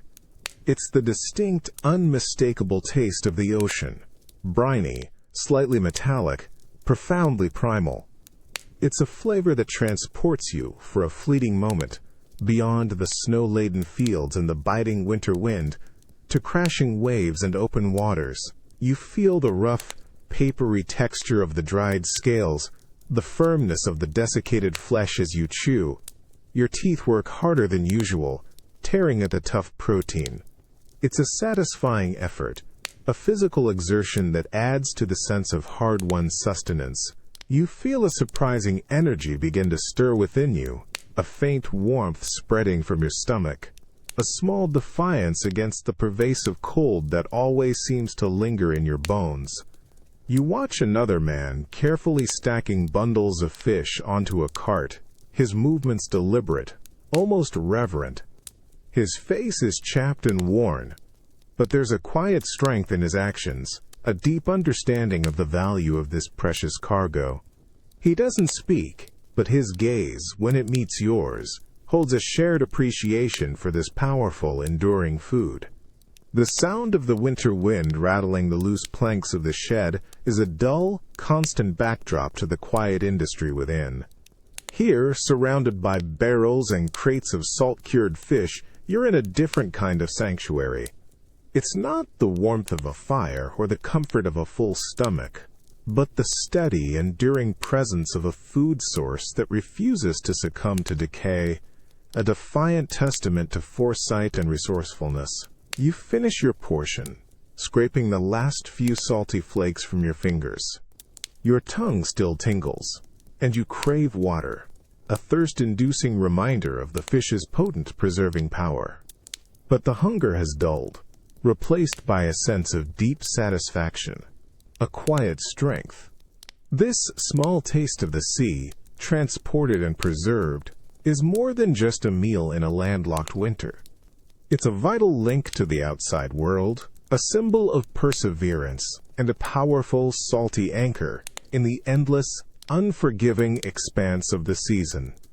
It's a taste of distant life, offering hope in the face of death. A persistent, chilling drip, drip, drip cuts through the pre-dawn gloom, pulling you from a fitful sleep. It's a sound that has become sickeningly familiar over the past few days. You push yourself up from the straw pallet, feeling the deep ache in your joints and the heavy, damp chill clinging to your clothes. The air in your small hut is thick with the smell of wet earth, stale wood, and an underlying, pervasive mildew. Your bare feet meet the earthen floor, and the shock of icy dampness makes you flinch, sending shivers up your legs. You stand, your eyes scanning the dark, familiar space. The dripping sound leads you to the far corner of the hut, where a dark, spreading stain mars the packed earth. A small, glistening puddle has formed, reflecting the faint gray light filtering through a crack in the wattle and daub wall. It's not just a leak, it's a silent invasion. You reach up, your fingers tracing the rough, damp texture of the wooden beam overhead. Cold water immediately runs down your wrist, chilling you further. Above, you can hear the faint, muffled pitter-patter of sleet or melting snow falling onto the sod roof, relentlessly finding its way through. This is not the clean, pure dampness of rain. It's the insidious, creeping moisture of thawing winter, a dampness that breeds cold and sickness. You grab a piece of old, heavy wool cloth, its texture rough and already stiff with moisture from previous attempts. You press it against the leak, feeling the immediate surge of icy water soak through the fabric, chilling your hand. The wool quickly becomes saturated, growing heavier, colder, and more useless. You squeeze it out into a small, dented bucket, the sound of the sloshing water a grim addition to the persistent drip-drip. Your eyes meet your wife's, who has also stirred. Her face is pale and worried in the dim light, her gaze fixed on the growing patch of damp. There's no need for words. The shared burden, the unspoken understanding of what this dampness means in a freezing winter, hangs heavy in the air between you. It's not just an inconvenience, it's a threat, eroding the fragile warmth you fight so hard to maintain. You try to move a few belongings away from the spreading damp, feeling the cold, wet soil cling to your fingers. Every surface seems to be subtly chilled, drawing away what little heat your body manages to produce. The heavy, damp wool, so vital for warmth when dry, now feels like a burden, a conduit for the relentless cold. This dampness, you realize, is a subtle, insidious enemy, undermining your very sanctuary, challenging your endurance not with a sudden storm, but with a slow, relentless, chilling seep that promises to strip away everything you have. The relentless drip, drip, drip continues, a maddeningly constant sound in the quiet gloom of your small hut. It's no longer just a leak. It's an invasion, a cold, wet seep that has claimed a corner of your home. You've moved the straw pallet, the few precious wooden bowls, and the bundle of spare rags, but the dampness spreads with an almost malevolent persistence, darkening the packed earth floor.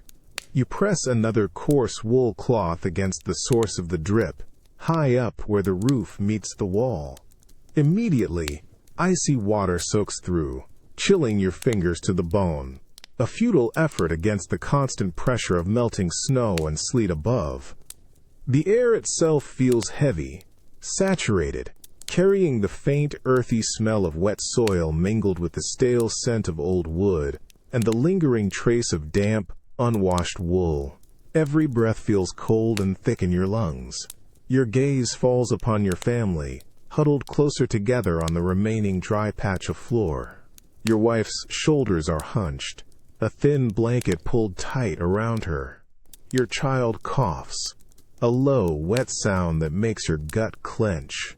The dampness isn't just an inconvenience. It's a threat, breeding a deeper cold, a pervasive chill that settles into bones and invites sickness.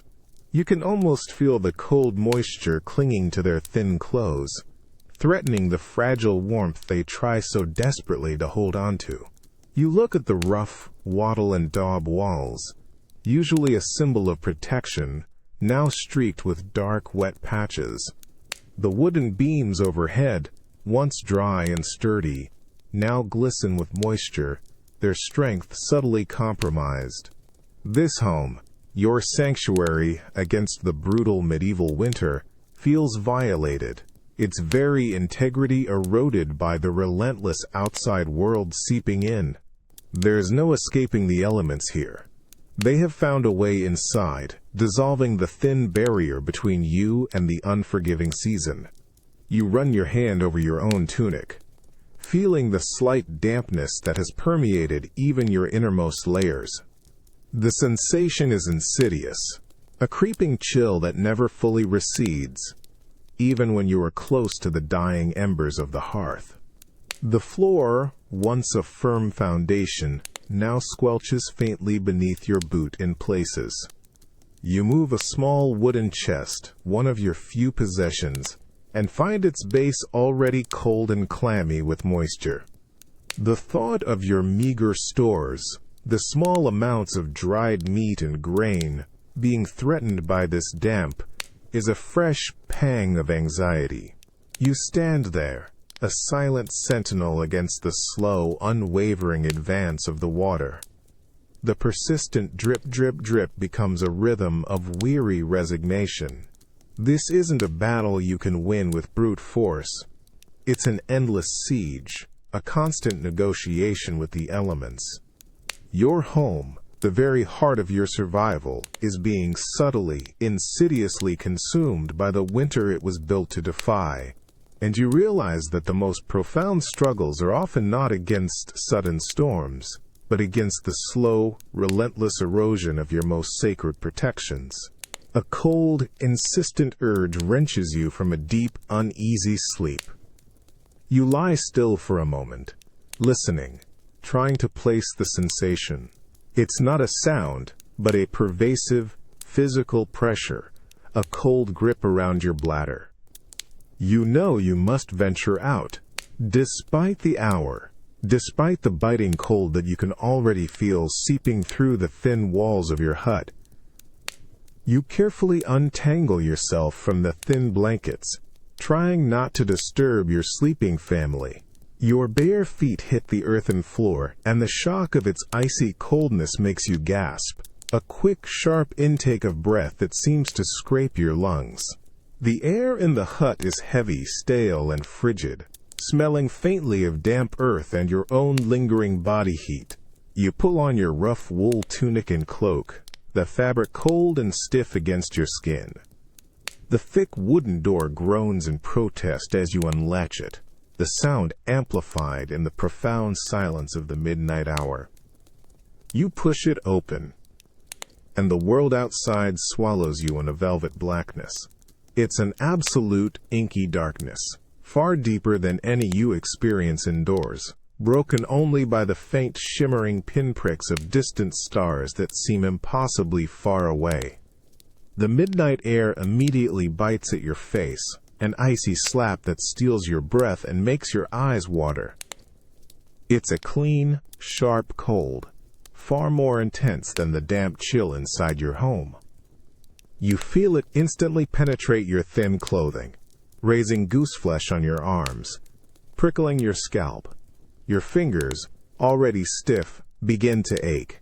You hunch your shoulders, instinctively trying to shrink your body against the vast, indifferent expanse of the night. You step out, feeling the brittle crunch of frost-hardened earth under your boots. Each step is cautious, uncertain in the overwhelming dark. You reach out, your hand brushing against the rough, cold bark of the oak tree near your hut, using it as a guide. The wind, a low, mournful sigh, whispers through the bare branches, carrying a faint, metallic tang of deep frost. You perform your necessary task quickly, your body shivering uncontrollably now, your teeth chattering. The cold is a living predatory force, demanding every ounce of your focus, every shred of your endurance. You look up, trying to discern the familiar shapes of the village beyond the immediate darkness. But everything is swallowed by the black. You are utterly alone, a tiny, vulnerable speck in this vast, freezing expanse. The silence is profound, broken only by the howl of the wind and the urgent, rhythmic thumping of your own heart. This isn't just cold. It's a deep, consuming emptiness that seems to threaten to absorb you whole, a stark reminder of the fragile boundary between life and the merciless indifference of the medieval winter night. You slip back through the heavy wooden door, the profound darkness of the midnight world still clinging to your cloak. The air inside your small hut is a mere fraction warmer, but still damp and icy, carrying the stale scent of cooling ashes and dormant breath. You carefully latch the door, the small click echoing loudly in the oppressive silence. Your bare feet find the earthen floor, instantly reminding you of its persistent cold. Your eyes, now somewhat accustomed to the blackness, seek out the hearth. Only a faint, orange-red glow pulses weakly from a small pile of ashes, a tiny, fragile heartbeat in the consuming dark. It's not enough to cast light, barely enough to hint at warmth, but it's there. You kneel before it, the rough stone biting into your knees. You reach out a cautious hand, feeling the barest whisper of heat rising from the deepest part of the ash. It's a miracle, a precious thread connecting you to the possibility of fire, of warmth, tomorrow. You cup your hands, trying to absorb every fleeting molecule of residual heat, a silent plea for strength to survive the remaining hours of the longest night. The wind outside still howls, a lonely, persistent voice that seems to strip away any lingering illusion of comfort. You feel its insistent press against the thin walls, a constant reminder of the vast, deadly cold that encompasses the entire sleeping village. You picture the other huts, equally dark, equally silent, each containing families huddled against the same relentless chill, each hoping for their own faint embers to endure the night. The thought sends a shiver through you, not just from the cold, but from the raw, shared vulnerability. With deliberate care, you reach for a small, shallow bucket filled with more ash, cool and gray. You scoop a handful, feeling its fine, dry texture, and gently sprinkle it over the glowing heart of the hearth. It's an ancient ritual, a delicate balance. Too much, and you smother the precious ember. Too little, and it burns itself out too quickly. You watch the red glow dim, then disappear entirely beneath the fresh layer of ash. A calculated risk. The air thickens with the scent of inert ash, the faint, comforting promise of future fire sealed beneath its gray blanket. The hut is now utterly dark, save for the imagined outlines of your family sleeping nearby, their soft, shallow breaths the only sound within. You pull your cloak tighter, trying to capture what little body heat remains, trying to become as small and still as possible. You lie back on the straw, listening to the relentless wind, knowing that the survival of your small world and the larger sleeping town hangs on these carefully guarded, unseen embers, a profound testament to the fragile power of enduring hope. A deep, earthy aroma, rich and undeniably alive, fills your lungs as you step out of your hut. It's the scent of damp, thawing soil, a powerful contrast to the dry cold that has dominated your senses for months. Beneath it, you catch a faint, almost sweet hint of decay from last year's fallen leaves, mingled with a new, subtle freshness that speaks of change. The air, though still cool, feels softer, carrying the promise of moisture and burgeoning life. You walk towards the edge of the village, your boots sinking slightly into the soft, yielding mud. The familiar crunch of frozen ground is gone, replaced by a squelching sound with each step, a wet symphony underfoot. Patches of dirty, receding snow still cling stubbornly to shaded areas, but beneath them, the earth is dark, exposed, and slowly warming. Your gaze is fixed intently on the ground, scanning every inch of the thawing landscape with a desperate, practiced focus. You stoop, brushing aside a mat of withered brown grass. Your fingers, cold and stiff, probe the damp soil with a delicate touch. You're not looking for large plants yet. You're hunting for the almost invisible. There, a tiny, vibrant speck of green, barely discernible against the dark earth, catches your eye. It's a wild garlic shoot, perhaps, or a tender sprig of nettle, a mere whisper of life.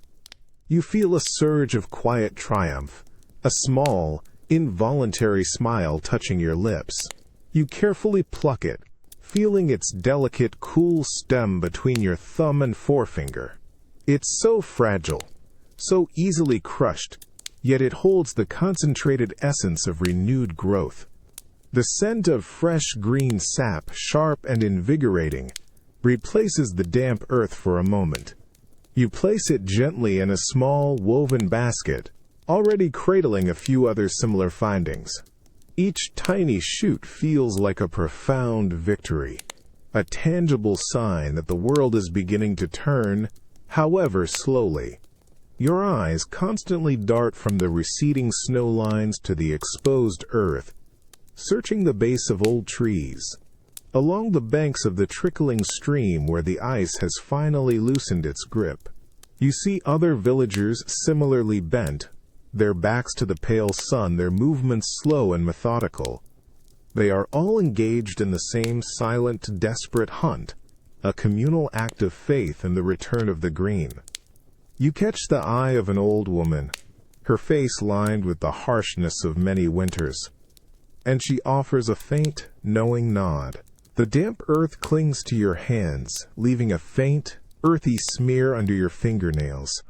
Your knees ache from stooping, but you feel a renewed sense of purpose, a vital connection to the land itself. This isn't just foraging. It's a silent negotiation with nature, a desperate plea for sustenance from the awakening earth. These first green shoots, small and humble as they are not just food. They are the undeniable, tangible proof that life, resilient and unwavering, will always find a way to return. The scent of damp, thawing earth is stronger now, rising from the ground as the weak sun warms it. Your fingers, cold and mud-stained, still carry the invigorating, sharp smell of the young green shoots you've been gathering. Your small woven basket, once nearly empty, now cradles a modest collection of tender leaves and slender stems, each one a testament to the persistent promise of spring. You return to your hut, the squelching sound of your boots on the muddy path, a welcome change from the brittle crunch of ice. Inside, your small fire, carefully tended, casts a weak, flickering light. You place the basket beside the hearth, the raw green contrasting sharply with the dull, earthy tones of your home. You feel a small, quiet surge of satisfaction, a feeling that has been a rare guest these long, arduous months. You carefully select a few of the tenderest leaves, their surfaces cool and slightly damp. You bring one to your nose, inhaling its fresh, almost peppery scent, so different from the stale, preserved flavors that have dominated your diet. You pop it into your mouth, chewing slowly, deliberately. The taste is sharp, a little bitter, distinctly green. It's not sweet, not rich, but it's undeniably fresh, a burst of clean flavor that prickles your tongue and awakens your senses. You feel the raw, fibrous texture as you chew, a satisfying resistance against your teeth. This isn't the cooked-down mush of root vegetables or the tough chew of dried fish. This is vibrant, living sustenance, fresh from the newly awakened earth.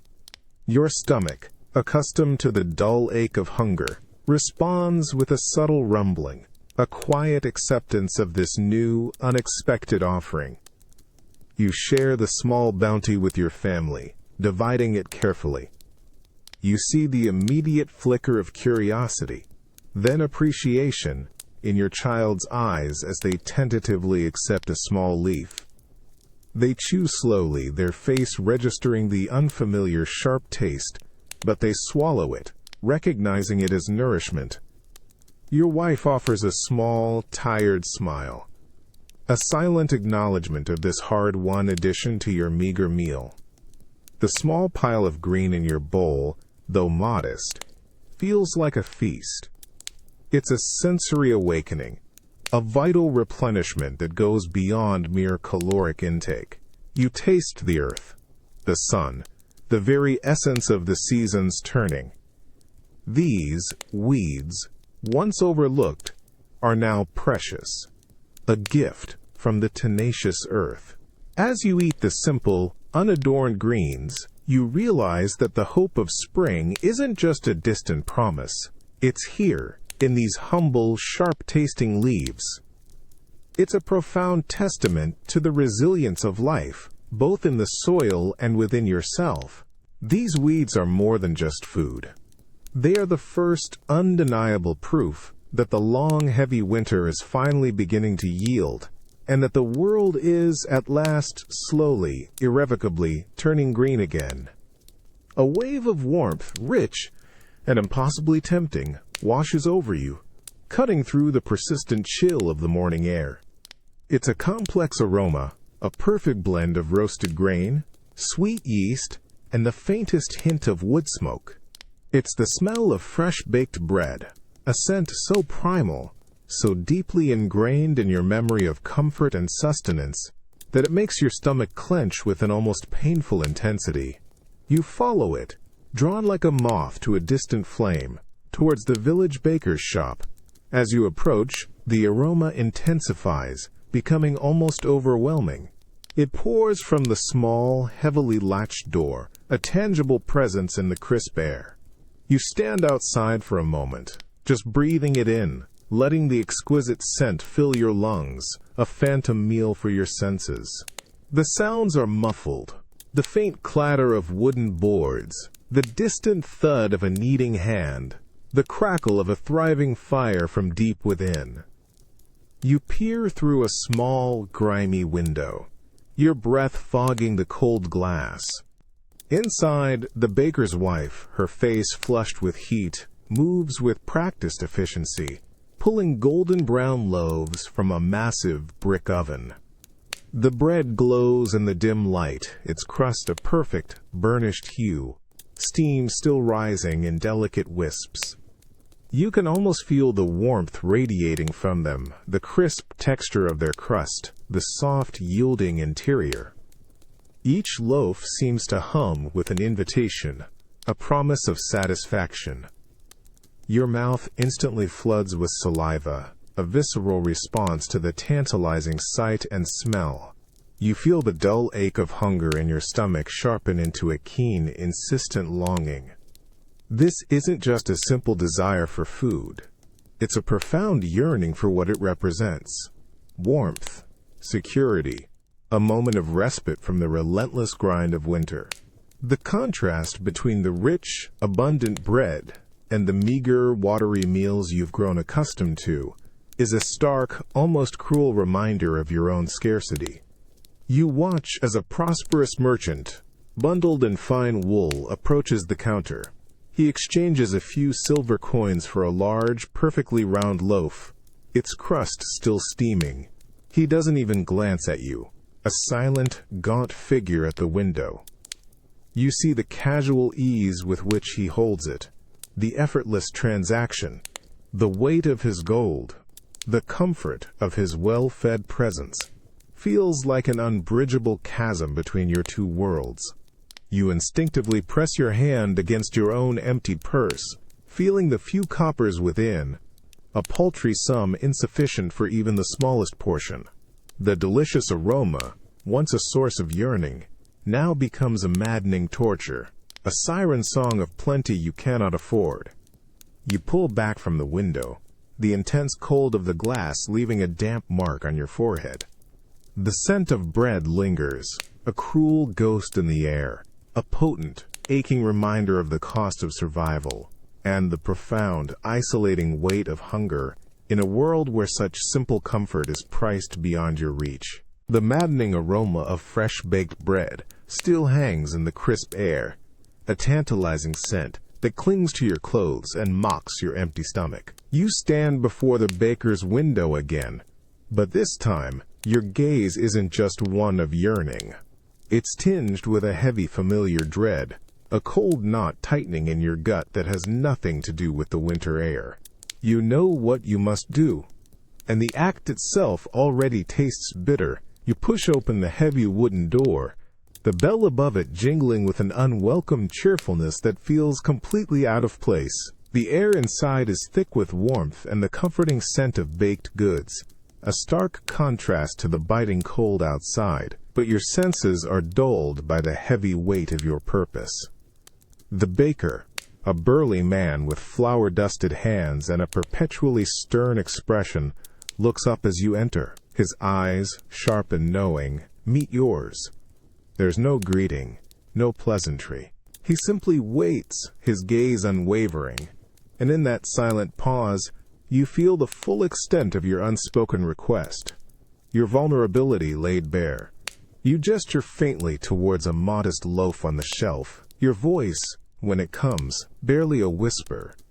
You don't ask for a handout, not directly.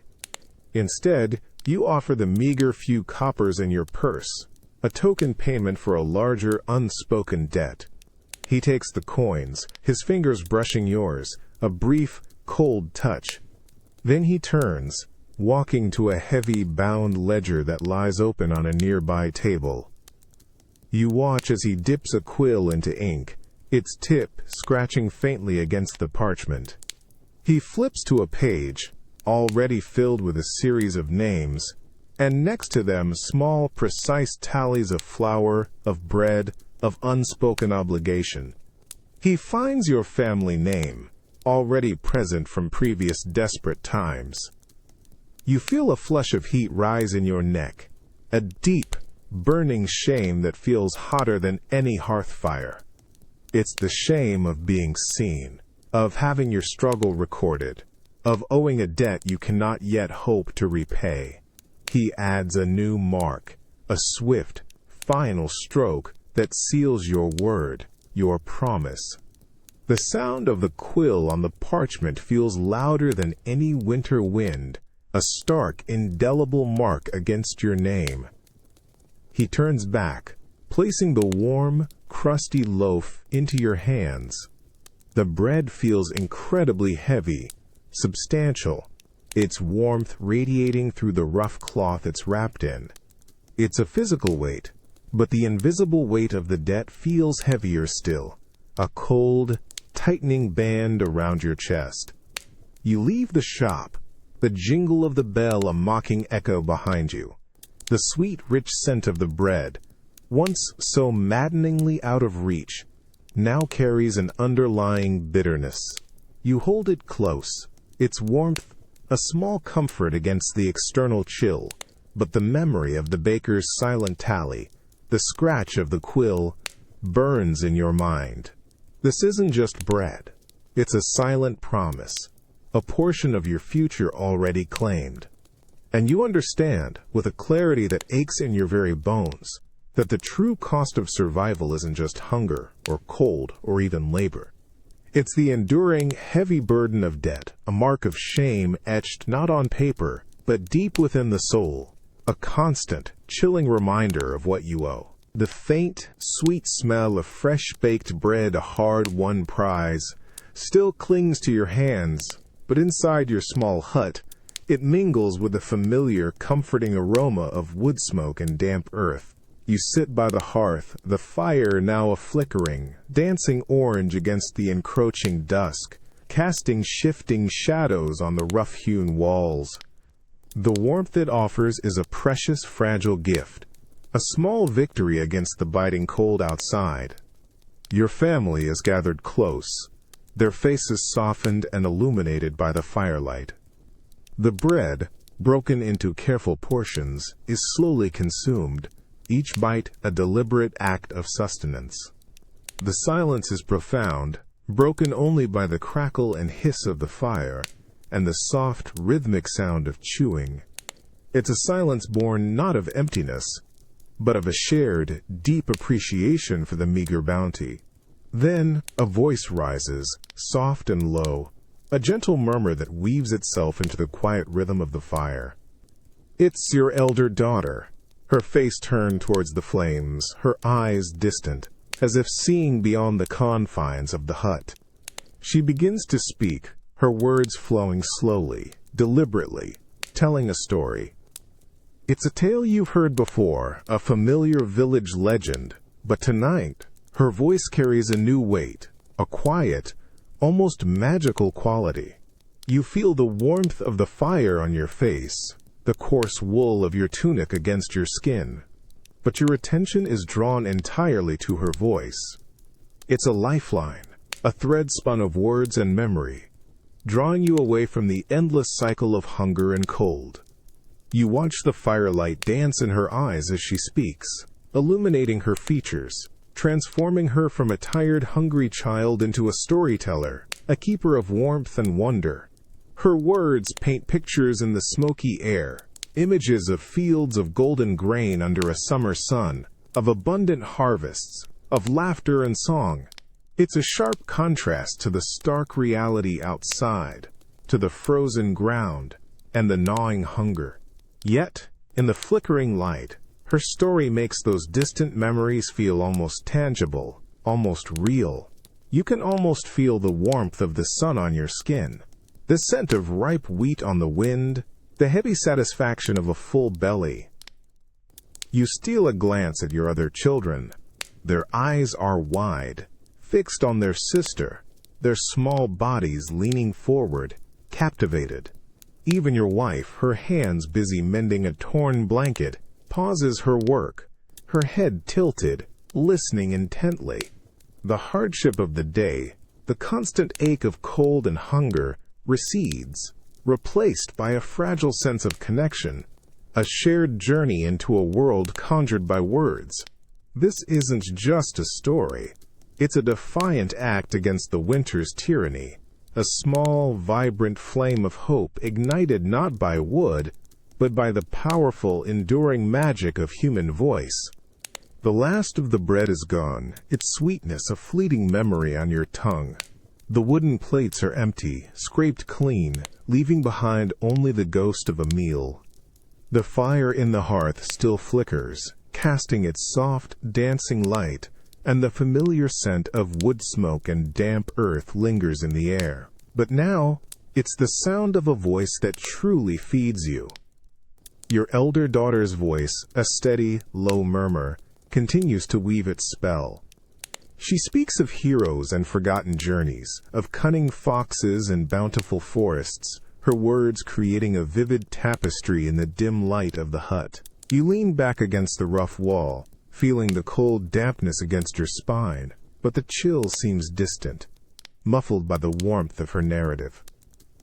You watch her face, animated by the story, her eyes gleaming with an inner light that momentarily obscures the fatigue etched beneath them. Her younger siblings are utterly mesmerized, their small forms huddled close, their breathing synchronized with the rhythm of her words. You see the faint glint of tears in your wife's eyes as the tale reaches a familiar, poignant turn, a shared emotion that binds you all in this fragile space. The stories are not just entertainment, they are sustenance. They are the flavors you cannot taste, the warmth you cannot always find, the abundance you cannot physically possess. In a world where physical hunger is a constant companion, these tales are a feast for the mind, a temporary escape from the stark realities of winter. You listen, drawing strength from the familiar beats of the narrative, the comforting certainty of a story that always ends, however bittersweet, with a return, a lesson, a glimmer of enduring hope. You feel the rough wool of your cloak, the cold air seeping in from the cracks in the wall, but these sensations are softened, almost muted, by the vivid imagery conjured by her voice. She describes sun-drenched meadows, the scent of wildflowers, the taste of sweet berries, and for a precious few moments you are there, feeling the warmth, smelling the bloom, forgetting the biting cold that surrounds you. When she finally finishes, her voice fading into the soft crackle of the fire, a profound silence descends. It's not an empty silence, but one filled with the lingering echoes of her words, the imagined sense and sensations of her story. The children stir, a collective sigh escaping them, but they remain close, reluctant to break the spell.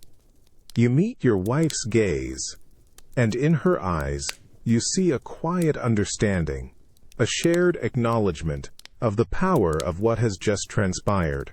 You realize as the fire slowly dwindles to embers that in these darkest, hungriest times, when the plates are empty and the cupboards bare, the human spirit still hungers. And sometimes, the most nourishing meal is not found on a plate, but in the resonant murmur of a voice, weaving tales that become a shared feast for the soul, a profound testament to the enduring human need for hope, even when all other sustenance has run dry. A wave of unfamiliar, exotic scents hits you as you step into the castle kitchen courtyard. It's a dizzying blend of rich roasting meat, sweet herbs, and, most potently, the sharp, almost intoxicating aroma of spices you rarely, if ever, encounter. Cinnamon, cloves, something peppery and musky. These are scents from a distant, unseen world carried on the damp, cold air. Your stomach, accustomed to the blandness of winter gruel, clenches violently. You are here as a summoned worker, a small cog in the bustling, temporary industry of the Lord's feast. Your task is simple: carry logs, stir a pot, anything asked. You move quickly, trying to stay out of the way of the scullery maids and bustling cooks, their faces flushed with heat and exertion. The flagstones beneath your worn boots are slick with grease and spilled liquids, and the air hums with the excited chatter of servants, a stark contrast to the quiet desperation of your own village. You pass an enormous open hearth, where whole animals turn slowly on spits, their skin glistening, fat dripping into the roaring flames with a delicious sizzle. The smell of roasted boar and fowl is almost unbearable. A rich, savory cloud that makes your mouth water uncontrollably. You steal a quick glance at the bounty. A vibrant array of colors.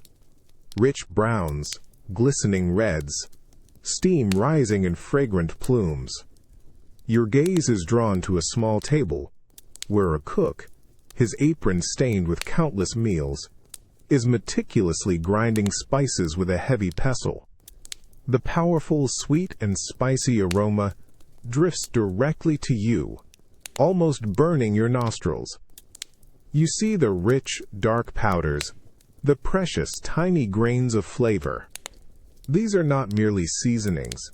They are symbols of immense wealth, of global trade, of a life so far removed from your own that it feels almost fantastical. A serving girl, her cheeks rosy, passes you carrying a platter, laden with roasted meats and vegetables, their vibrant colors almost shocking after months of muted winter hues. The scent of them, warm and sweet, makes your head spin. You feel the dull ache of hunger transform into a sharp, painful yearning, a profound understanding of the vast chasm between your world and theirs. You return to your assigned task, stirring a large, steaming cauldron of simple, unseasoned gruel for the lesser servants and guards.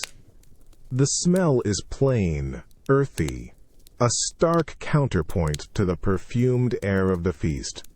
You taste it, a quick, almost unconscious dip of your finger, bland, thin, but warm. It's a necessary fuel, a basic sustenance. But in this grand, opulent kitchen, surrounded by the intoxicating aromas of the Lord's feast, the simple gruel tastes like profound, undeniable evidence of your place in the world, a bitter reminder of the sharp, undeniable contrast between survival and true abundance. The cloying, rich aroma of roasted meats and exotic spices still hangs heavy in the castle kitchen air, a tantalizing torment. You continue your task, stirring the bland, steaming gruel in the enormous cauldron, your arm aching with the steady, repetitive motion. The plain, earthy scent of the porridge is a stark counterpoint to the feast being prepared, a constant reminder of the chasm between two worlds. You glance towards the roaring hearth again, your eyes lingering on the whole, golden-brown carcasses turning on the spits. Smoke, sweet with roasting fat, billows up the chimney. You could almost hear the crackle of their crisp skin. Imagine the succulent juices within. Your own stomach growls, a deep, hollow protest, a physical manifestation of months of scarcity. A young serving boy, no older than your own child, dashes past you, his small hands clutching a small tray laden with delicate pastries. Their golden tops are dusted with something white and fine, a sweetness you can only dream of. He moves with a nervous energy, excited by the spectacle of the feast. You see his eyes, wide with the wonder of it all, and for a fleeting moment, you see your own child's face, pale and thin, longing for even a crumb of such luxury. You dip the large wooden spoon into the gruel, pulling it up with a heavy slurp. It's warm, thick, and utterly devoid of flavor beyond the basic taste of cooked grain. It will fill your belly, for a time, providing the basic energy to continue your labor. But it offers no joy, no richness, no vibrant burst of sensation like the food destined for the Lord's table. This isn't food meant to delight. It is simply fuel, a necessary bland survival. The other servants around you, preparing vegetables or polishing platters, move with the same resigned efficiency. Their faces are also lean, their movements economical, but there's a different quality to their hunger. They are accustomed to these contrasts. the proximity to plenty without the right to partake. You are an outsider, a villager brought in, and the comparison is sharper, more painful. You are allowed to witness the abundance, but never truly share in it. The sounds of the kitchen become a cacophony of wealth. The clinking of metal against ceramics, the rich, buttery sizzle of something frying, the excited whispers about the coming courses. It's a symphony of excess, played out against the silent, aching void of your own hunger. This feast, you realize, isn't just about food. It's about power, about status, about a chasm of class measured in calories and the vibrant flavors you can only inhale. As you finish your meager bowl of gruel, the lingering taste of blandness on your tongue, you feel the persistent cold of the castle stones seeping into your worn boots. You are nourished, yes, in the most basic sense. But the memory of the spices, the roasted meats, the sweet pastries, burns bright in your mind, and you understand, with a clarity that aches in your very soul, that hunger is not just an empty stomach. It is the profound, indelible mark of your place in a world where sustenance is a luxury, and the cost of survival is measured not just in labor, but in the bitter taste of what you are denied. A faint, sour smell, earthy and vaguely musty, fills your small hut. It's the aroma of grain that has turned, of desperation made palatable. You sit by the flickering fire, its light doing little to dispel the damp chill that clings to every corner of your home.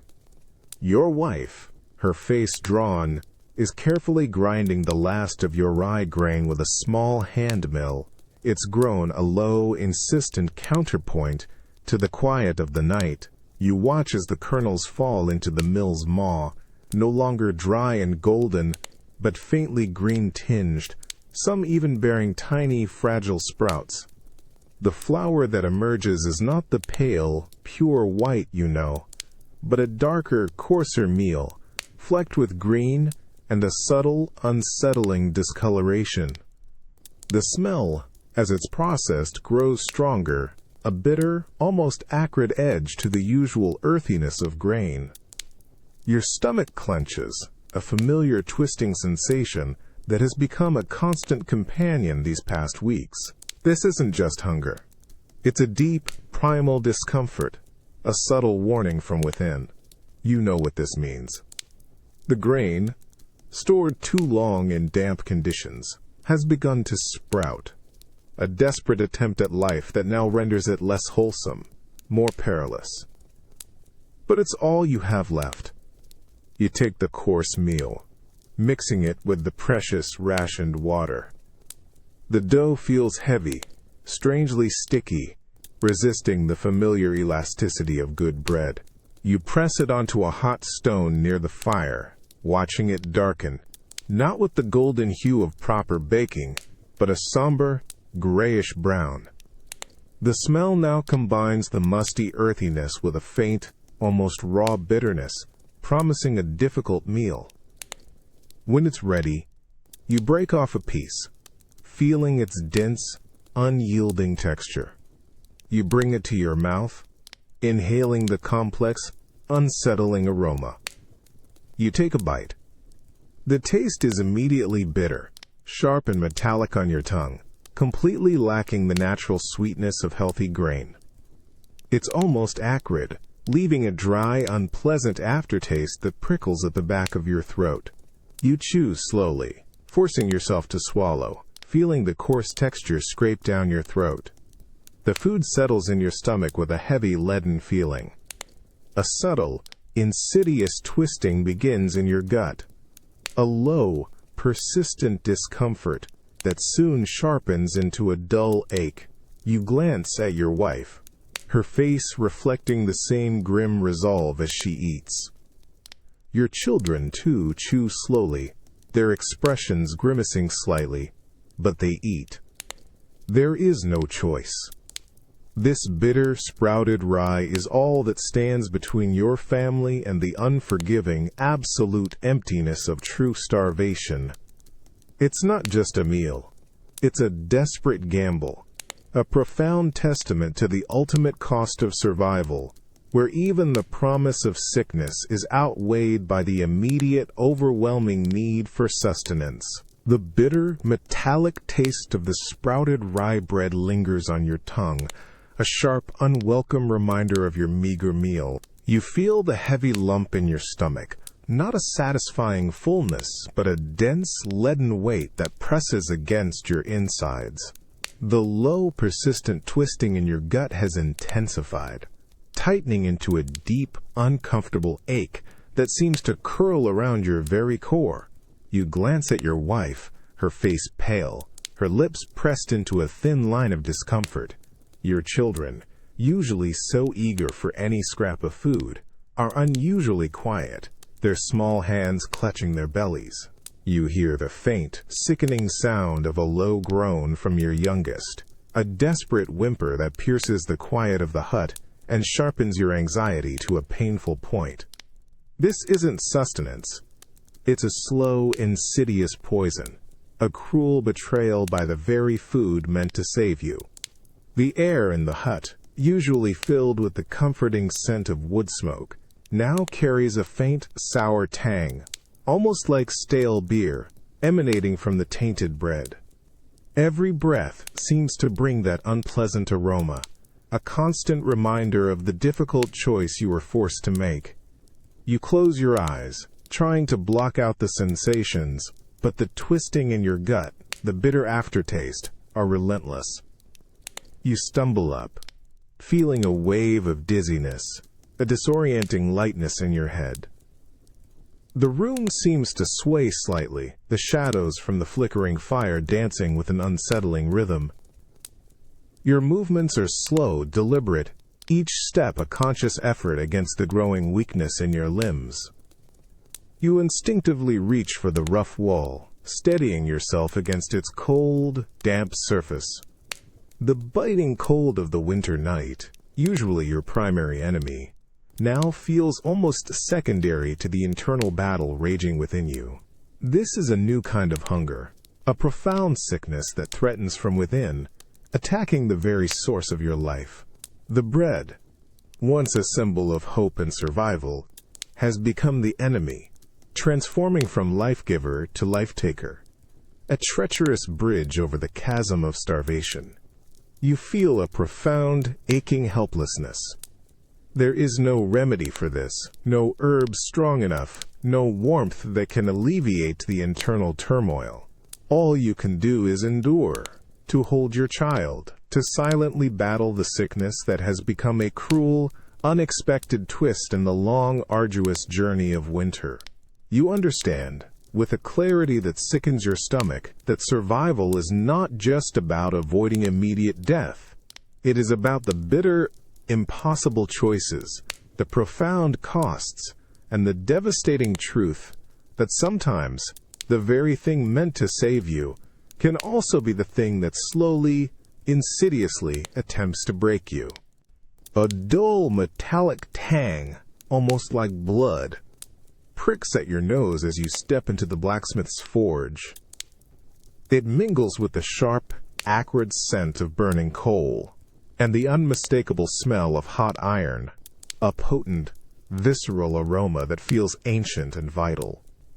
The air is thick with heat, a welcome shock after the pervasive cold outside, but it's a dry, intense heat that prickles your skin and makes your eyes water.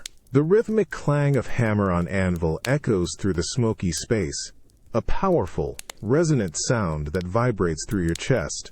Clang! Bang! Hiss! Each strike sends sparks showering into the gloom, tiny, fleeting stars against the dark. You feel the grit of coal dust beneath your worn boots, the uneven earth floor softened by layers of ash and debris. You approach the smith, a hulking man whose face is perpetually grimed with soot, his forearms thick and ropey with muscle. He wields a heavy hammer with astonishing grace, shaping a piece of glowing red iron. The heat radiating from the forge is intense, almost suffocating, making sweat prickle on your skin despite the winter chill that still clings to your clothing. You watch, mesmerized, as the metal yields to his will, twisting and reforming under his powerful blows. He finishes a piece, plunging it into a barrel of water with a furious hiss and a cloud of steam that briefly obscures him. Then he looks up, his eyes surprisingly clear in his sooty face, meeting yours. There's no need for words. The purpose of your visit is evident in your quiet presence, in the worn state of your clothing, in the subtle tension in your posture. You reach into your small, worn leather pouch and extract the object. It's a small, intricately carved wooden bird, a relic from your family, a cherished piece that has offered comfort through countless lean years. You hold it out. The contrast between the soft, smooth, cool wood and the raw heat of the forge is palpable. The smith takes it, his massive fingers surprisingly gentle as they trace the delicate carving. He turns it over in his calloused palm, his expression unreadable.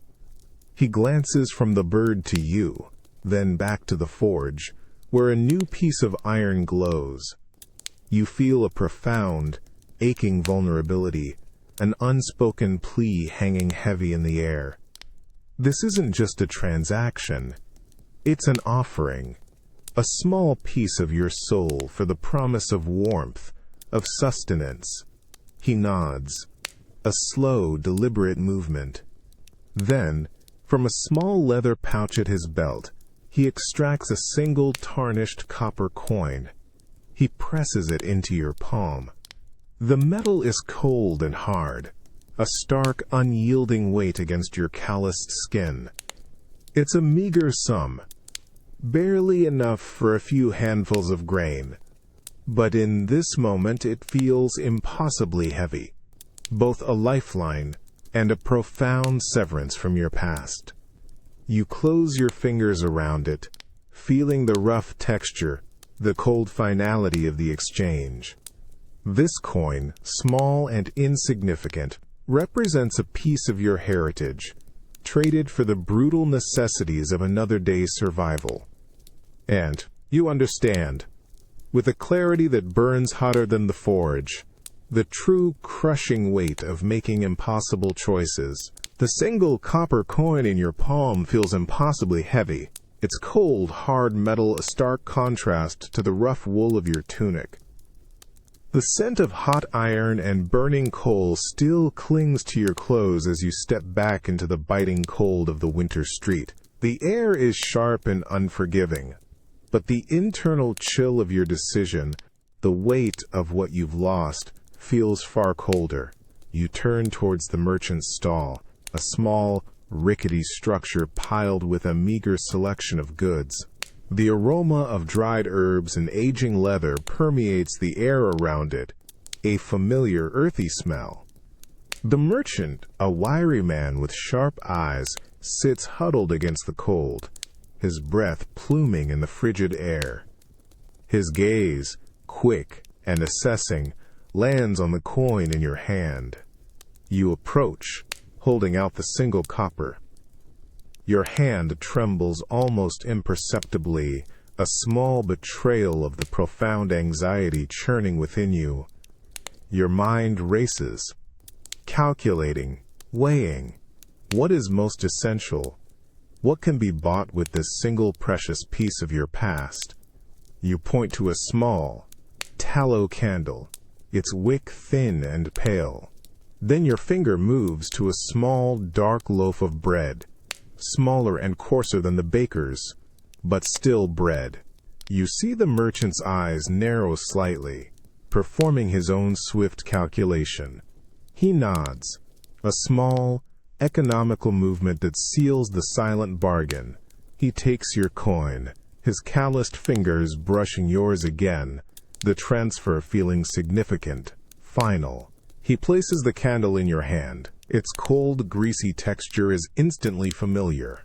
Then he wraps the small loaf in a piece of rough cloth, its warmth a brief, almost shocking comfort against your chilled palm. You hold these two items, the simple candle and the humble loaf, and their combined weight feels immense. This isn't just a transaction of goods. It's a bargain for a day, perhaps two, of life. The candle means a sliver of light against the oppressive darkness of the night, a brief comfort for your children, a small ward against the fear. The bread, coarse and hard-won, means food, energy, a temporary reprieve from the gnawing emptiness in your belly. You turn to leave, the cold wind whipping around you, but you feel a faint, surprising spark of warmth.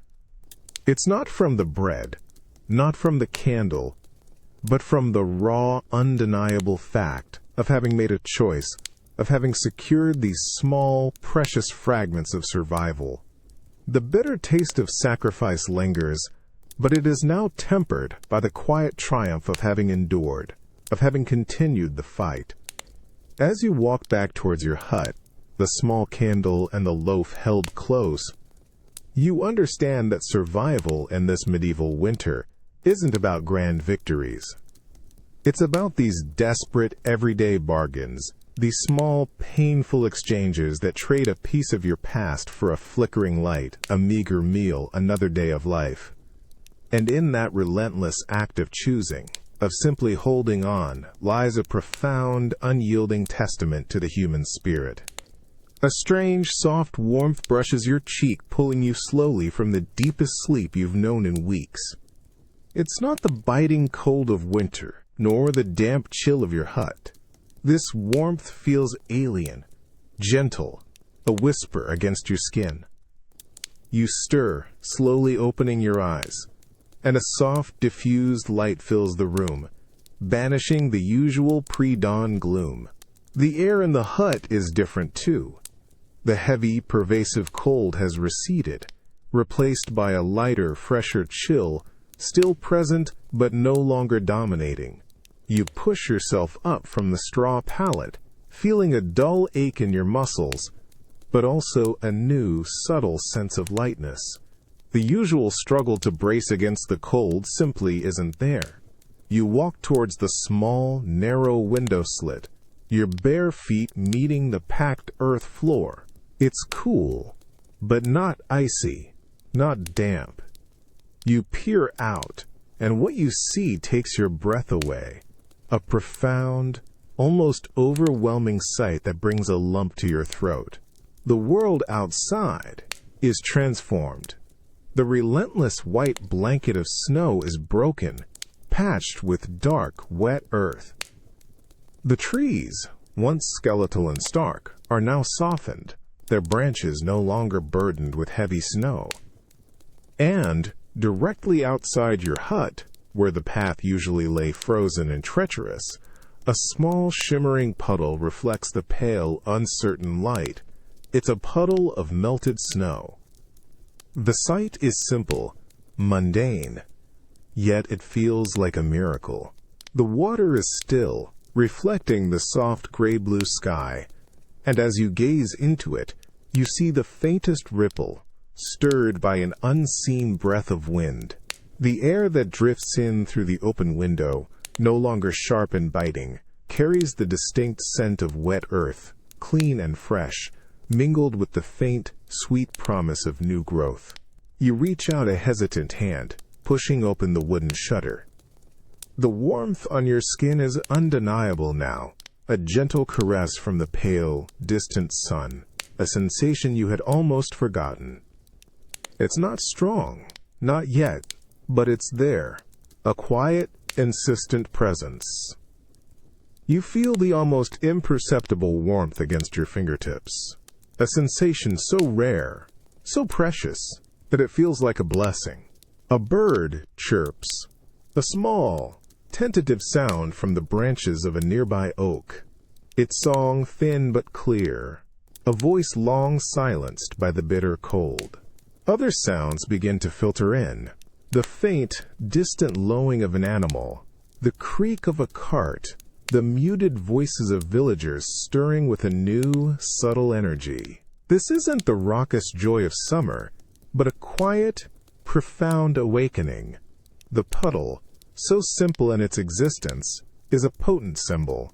It's the undeniable, tangible proof that the cruel grip of winter is finally, irrevocably loosening.